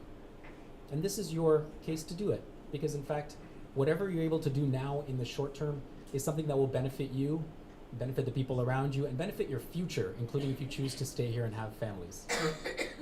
Then there's other stuff in here that becomes less and less interesting, but it is here. Pull requests is stuff that we're doing to change the code base. Discussions is something that we're working on. And then if you want to see what we've done with a lot of this feedback, you can jump into our feedback board and say, all right, But Marlon was at this conference and he came back with an idea, or somebody clicked the feedback button and filled in a form. And now we take it in here and we start to reorganize it. We're entirely a volunteer organization. Nobody gets paid. The only money we've spent is to buy the domain name. That was 800 rupees. And so everything relies on having a hands-on approach and being inspired to do something for public good. And in fact, all of it goes back into the public domain. The last thing I'll show you, which is something that has a lot of application to your lives, is a tool called Mapillary. Mapillary is another open source tool. Now its patron is Facebook. But Mapillary is a tool I think all of you should have on your devices. Mapillary allows you to create Google Street View quality maps of your neighborhood. And so what you do is you open up the camera and walk around, and the app is intelligently tagging your photos, encouraging you to move into 3D space. If you've got a bubble cam, amazing. It'll take photos in every direction. But if you just have a simple camera phone, you could walk around and map this. And what it's allowing you to do is giving you a historical record of what that place looked like. Which a lot of times now we're saying, oh, I remember there used to be a banyan tree here. There used to be a mango tree, it was iconic. And then somebody goes and digs up their film photo from back in the day and then tries to bring it to relevance. Now Mapillary exists as an open source product, so any photo you take in Mapillary can plug actually in Umche. And now you can bring context to something and say, hang on a second, I see a plot number, I see an elevation, I see a picture, I get it. And it creates a repo into your future so that you can always come back and reference it, or people as they're passing by can bring relevance to their own conversation. What you'll notice as you zoom out is that India's got a lot of green, but in fact, if you zoom into a place like Goa,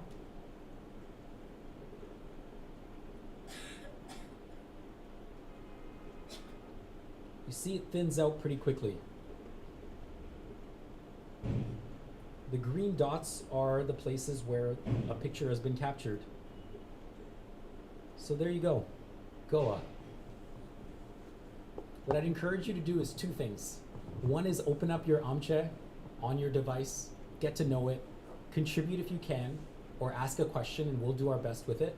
And the second is to put your Mapillary app, it's a free app, on your device so that as you're moving around life and you're curious, you're taking a walk, especially in a new area or in your own neighborhood, make sure you're represented so that it raises the floor of what we know together. Thank you.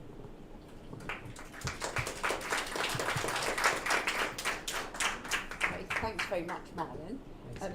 Rather than having a panel discussion, what I propose we do is perhaps have something which is a little bit more like Q&A. So perhaps can you stay up here? Sure. Yep. So Marlon, you've given us a really interesting account of how you've taken all this knowledge, this geospatial, whatever knowledge and different sorts of tech, and made it all usable. So I'm going to ask you one question, and then hopefully someone else will have a question also. My question is, I think you've set all this up so that the ordinary citizen can use it. But what about like panchayats or enforcement bodies? Can they use what you've put together? Yes, and we hope they do. Because a lot of time when you go into these offices, there's this whole runaround about where the data exists and who needs to RTI whom and when that last was captured. But if you walk in with information, you can start to have a conversation. And maybe you'll qualify it and say, it's been 3 years and I need to get better information, or let's go there and look at it now. But if you show up with just a word cloud, there's a lot of this interpretation, right? But if you walk into any conversation prepared with data, which this is the intention of this, is you have the data. There's never an excuse to say you don't have the data when it comes to your land. When you have the data, you can quickly bring the other party to a conversation up to speed with that same information. In many cases, don't presume they have more than you do. In many cases, it actually is the case that they have to go and bone up on it.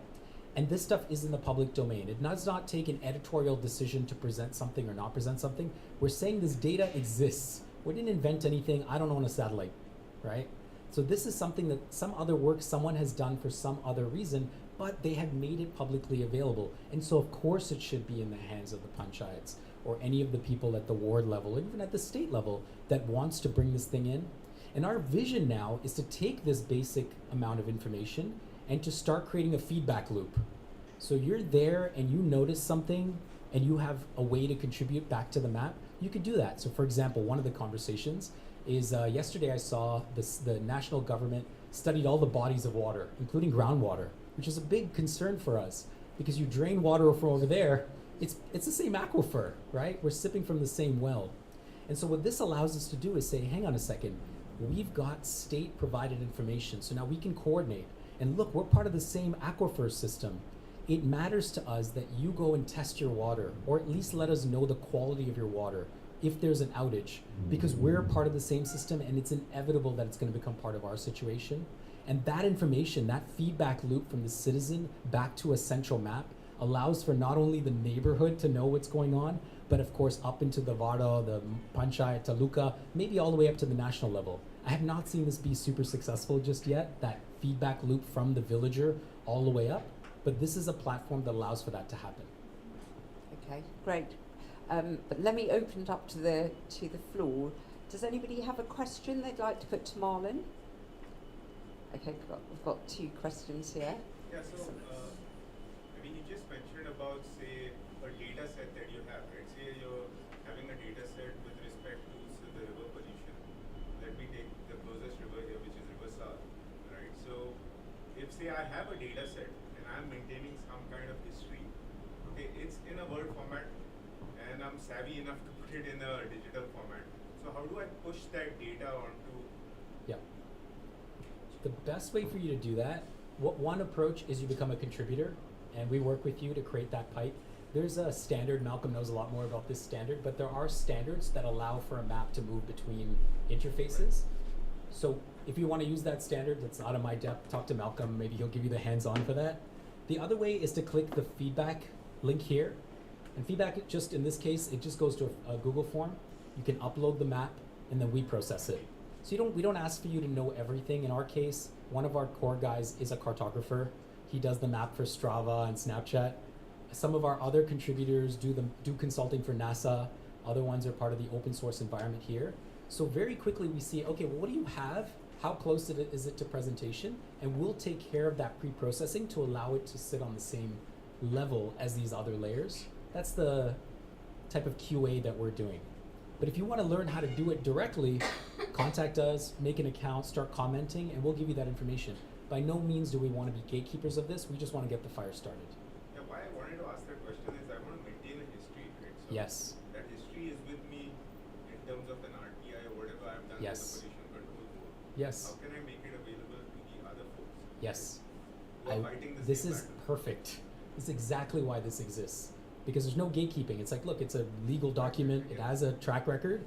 And so I would start with this, hit the feedback link here. It's going to go through a Google sign up here. That's why I'm not doing it. But it's a Google form. And if you have something there, or, I'll give you also my name, @Marlon Rodriguez.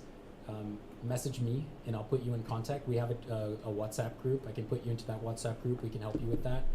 There are a few other links at my Instagram as well. I've linked to Mapillary and I've linked to a couple of examples of other regional planning platforms. One's from Singapore, the other one's from Pittsburgh. So you can start to see how you can actually use this data coordinated to allow for a broader group of people to do their sense making.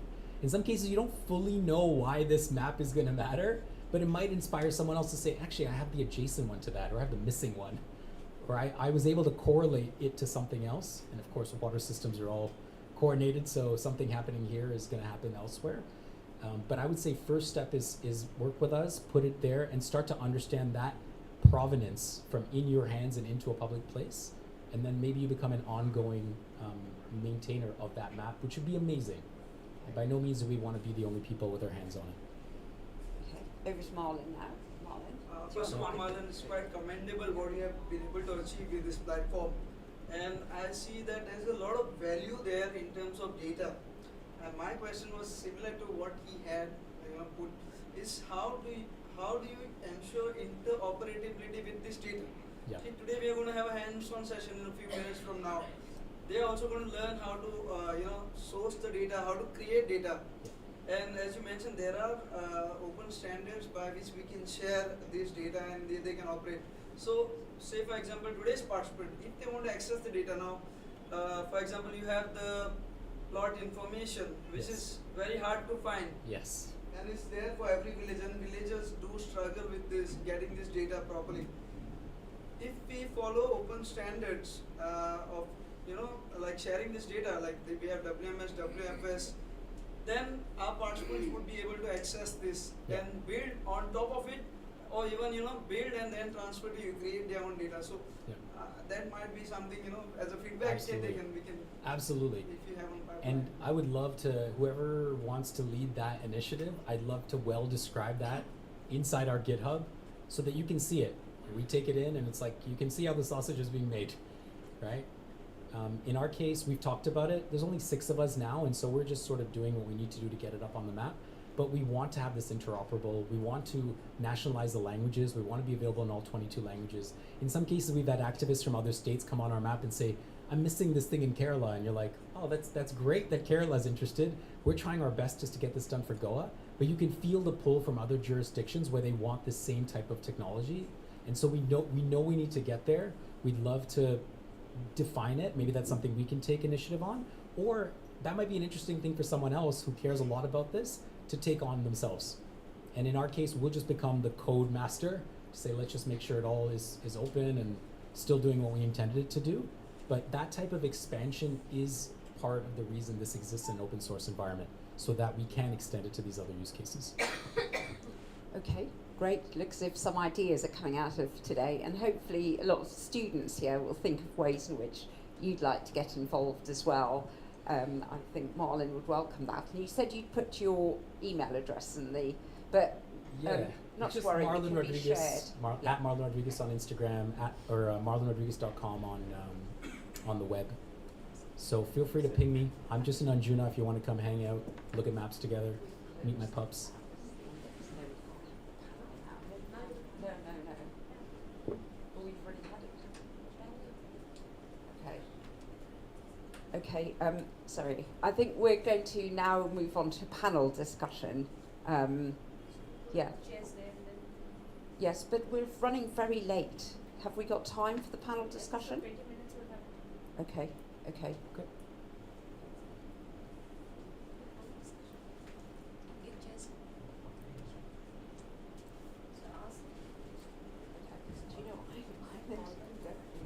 Just while they are setting up, I had a quick question. Do you have some local bodies actually trying to use this, or there's been a lot of friction from them with respect to even thinking about it? That is the 1 crore answer, or whatever that number is now, 7 crore answer, is figuring out how this doesn't just exist as a separate system to what they're using or a separate system to the government.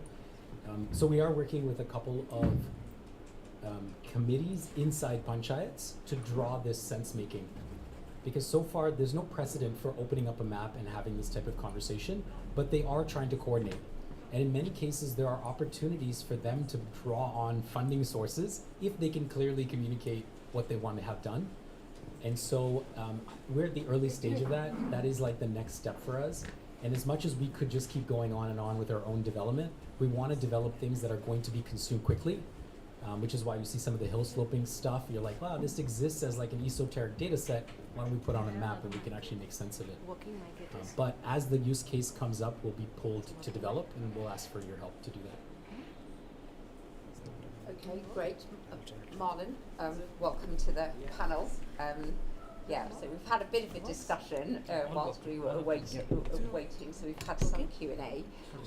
We've been talking about a number of different things, including how ordinary people, citizens and others can feed into the systems that are being set up in Goa. So Marlon set up something called AmCha-In, which brings together a lot of data, but it's also open source so that individuals and others can feed into it.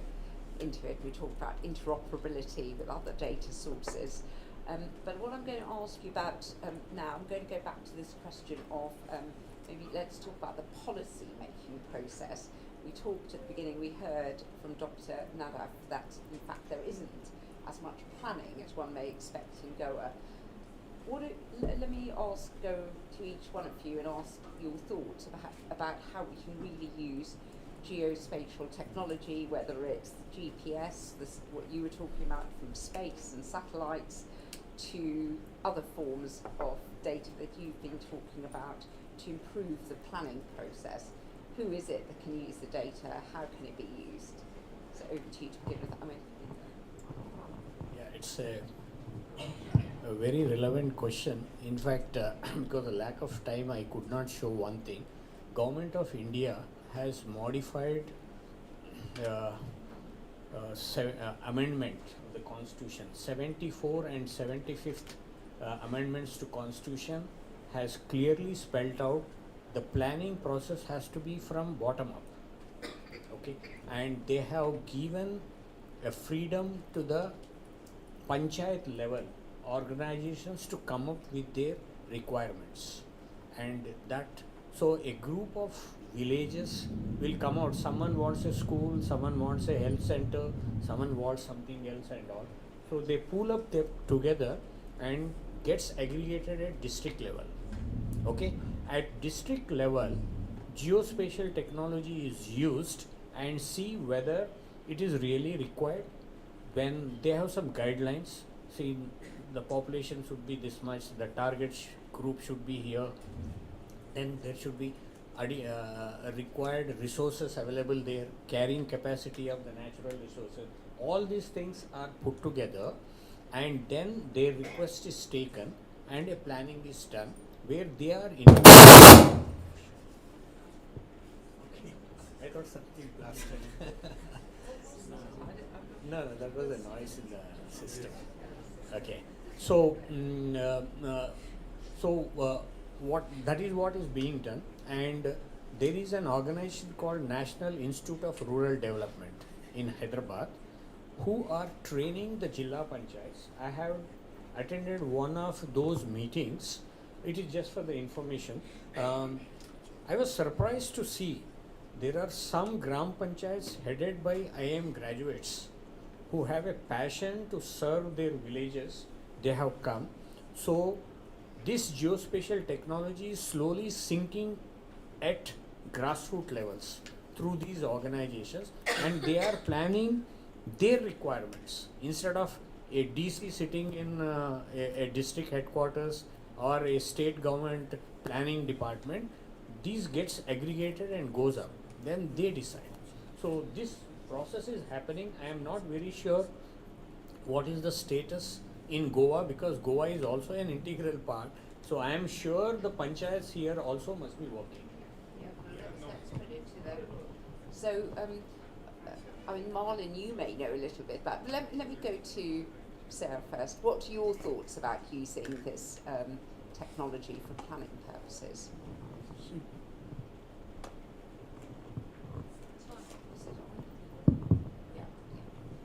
Present era is the technology era, and we must adopt the technology. It is not only the satellite communication or remote. See what happens. We must have like a smart sensors. If we talk about the agriculture, we can monitor the moisture content in the soil, moisture content in the surface of the soil. We can monitor fertilizer use efficiency. We can increase by the smart sensors. We can map the area, complete area, about the moisture content in the soil, about the fertilizer deficiency, which fertilizer is to be utilized. So these sensors, deployed, and we can have a real-time data acquisition, that what is the situation, so that we can optimize the crops, we can rotate the crops and understand which type of crop will be more beneficial, or which type of fertilizer is to be deployed. By utilizing nuclear technology, radioisotopes, radio tracers, we can map the different rural areas, and we can also in the sea also many fish varieties, they take the toxins, and sometimes condition of food poisoning type of is there. So by deploying the smart sensors in the sea, we can monitor the toxins level and then come to know which area is having such problems. We can counteract. We can also monitor the pollution and dredging operations on the real-time basis. So the present era, whether we agree or we do not agree, the future will be of all these things, applying the remote sensing, the smart sensors, satellite imagery, and then applying the artificial intelligence. Once we have a large amount of data to analyze that, we must have the AI techniques, machine learning, and these are the future technologies which are being adopted, and they will be mass usage type of things. Okay, thank you. Actually, I wanted to ask Marlon that question as well, because Marlon, you were talking very much about data that in a way that relates to planning, but I wanted to go to the question of the panchayat and level and the district level. I mean, do you think the panchayats can ever really use this data effectively? I mean, do you need training? Do you need big budgets? What do you need in order to be able to use it? I think that in the past probably that was true. You need to be a PhD or something, like to be super knowledgeable to contribute. But our attempt here is to make all of this transparent and easy to use as a matter of civic engagement. Because if we're telling people that we want them from the ground up to contribute, and then we don't give them a way to do that, or it's cumbersome, it's paper-based, it's uneven, it's not transparent, then what hope do we have that this actually will get done, and that what gets done is believed in, right? So what I was trying to zoom in here, and you'll be able to do this on your phone more quickly, is we put a layer on our map called land use planning, which is the regional development plans and the ODPs. And we've overlaid it on the OpenStreetMap, right? This is the first time I've ever seen that, the regional plans in the context of the village. And by the way, we have the last three, right? So we're presenting the 2021 one. But this allows you now to more quickly understand what the plan is for your area. Now it's a little bit after the fact, right? Something has happened, a decision's been made, and now you should just expect that it's coming. But follow that backwards and figure out how that decision is being made. And this is a way to get this concept again of pulling on a thread and moving backwards. There are committees, it's amazing how much power the panchayat has. And in many cases, they're kind of sitting there waiting for people to engage with them. There's existing systems that they're using to make decisions anyway without it, but there is a definition for how they should engage on certain things like water or waste. And in this case, we hope that there is a system too, with your help, that we can actually bring to the table information that's gathered at the villager level that can be used as part of that conversation. Yeah, as you rightly said, central government has already started this initiative under a national mission called SISDIP, SISDP, that is Space-Based Information System for Decentralized Planning. The idea here is to provide, because digitally they may not be so conversant with these things. Some are good, some are moderate, some are really at the very bottom of the technological innovation. So what we have decided, even Ministry of Panchayat Raj is very actively working. I was associated with this as a project director, so I know that very well. Many of the villages have been given maps, value-added maps, as well as the basic layers, okay, and made an atlas, resource atlas of that particular village, and are supposed to take up some training. The number of villages we have is so many, so it may be physically impossible for us to go to every nook and corner and educate people about reading the map. That is the starting point. Then they start appreciating. But what I have seen in a limited exposure in NRDI, National Rural Development Institute, they immediately connect with the map because they have walked every inch of the land in their village. When you say that this is what, they relate. So that way they are very knowledgeable, and it should happen. So my idea is probably we must rope in not just the government organizations but the colleges, educational institutions around there, and distribute them or with all this, probably it should be possible. We can always look into financing, this particular activity, because Panchayat Raj is ready. Department is ready basically to finance all these activities. We should find some good volunteers in the education institutions because they are well connected with the region in that area, and it should be possible. So maybe the advice is, the suggestion rather is that we must contact Panchayat Raj Ministry, central government ministry, and ask them at where it stands today. And most of the centers, every state has a remote sensing center to whom these atlases have been already dispatched. Okay, now they should facilitate in printing as many as possible through some means of subsidizing or whatever it is through their funds, and reach it to the Gram Panchayats.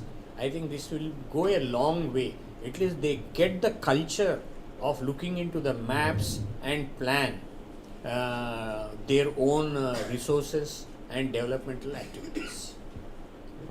Thank you. Yeah, maybe we can leave it to that.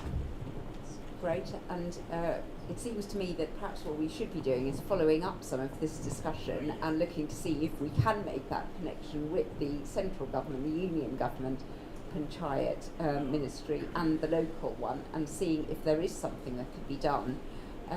But I'm very hopeful, and it seems very positive, the discussions we've had.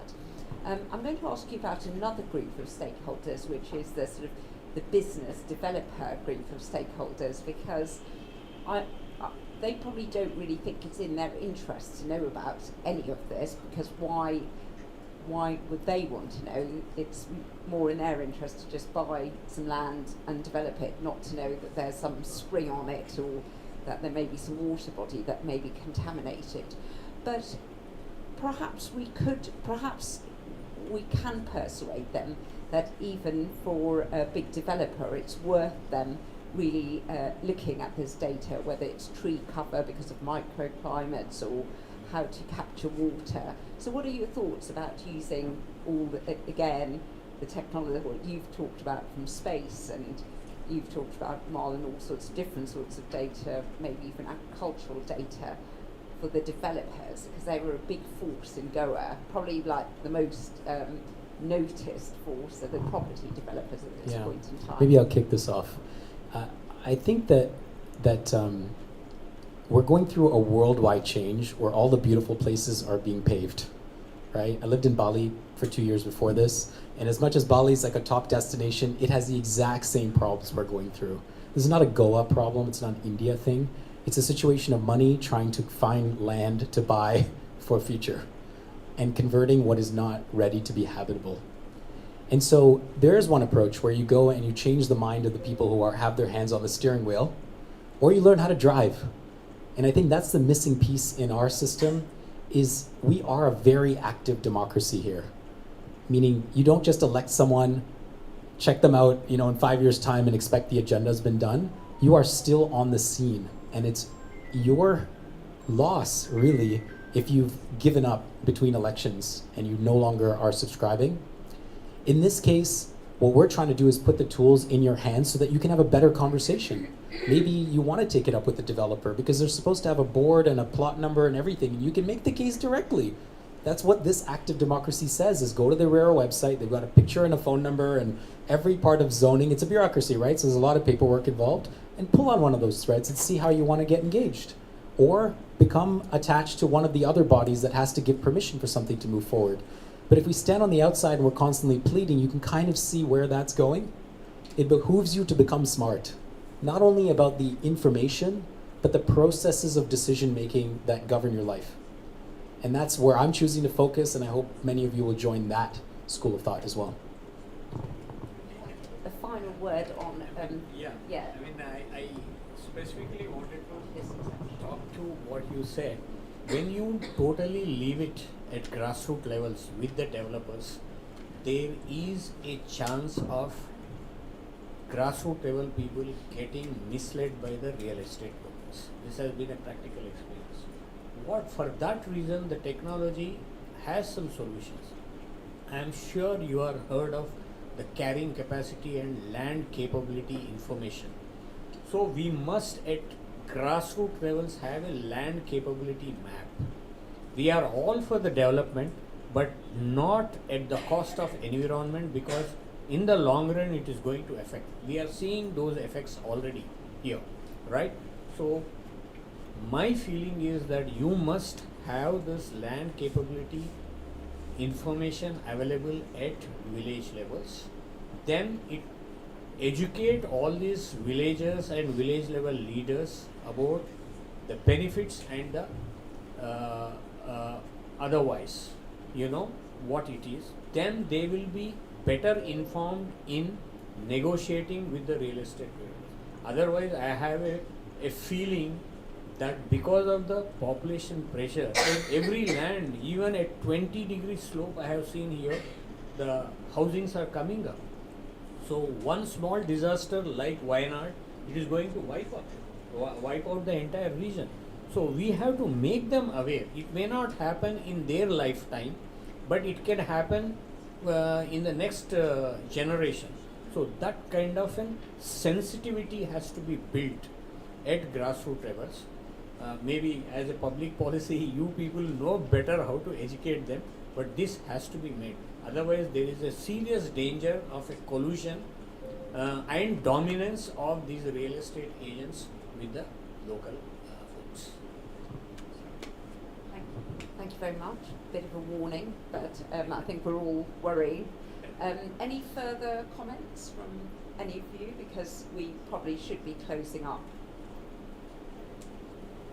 Okay, right. Well, I think we should leave it at that for today. So thank you very much for your very illuminating and fascinating talk earlier today, and Marlon as well, he also, unfortunately I missed it. But yes, and I hope that not only will this have been a conversation today, but a conversation that leads to something. So we've had a lot of ideas here that can be taken forward, and they can be taken forward in conjunction with other members of the audience and students, in particular the young students, I think, is who we really need to get involved.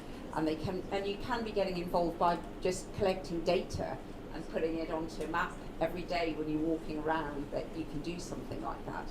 So thank you very much, very positive discussion. And I've got to present, let's clap for our speakers.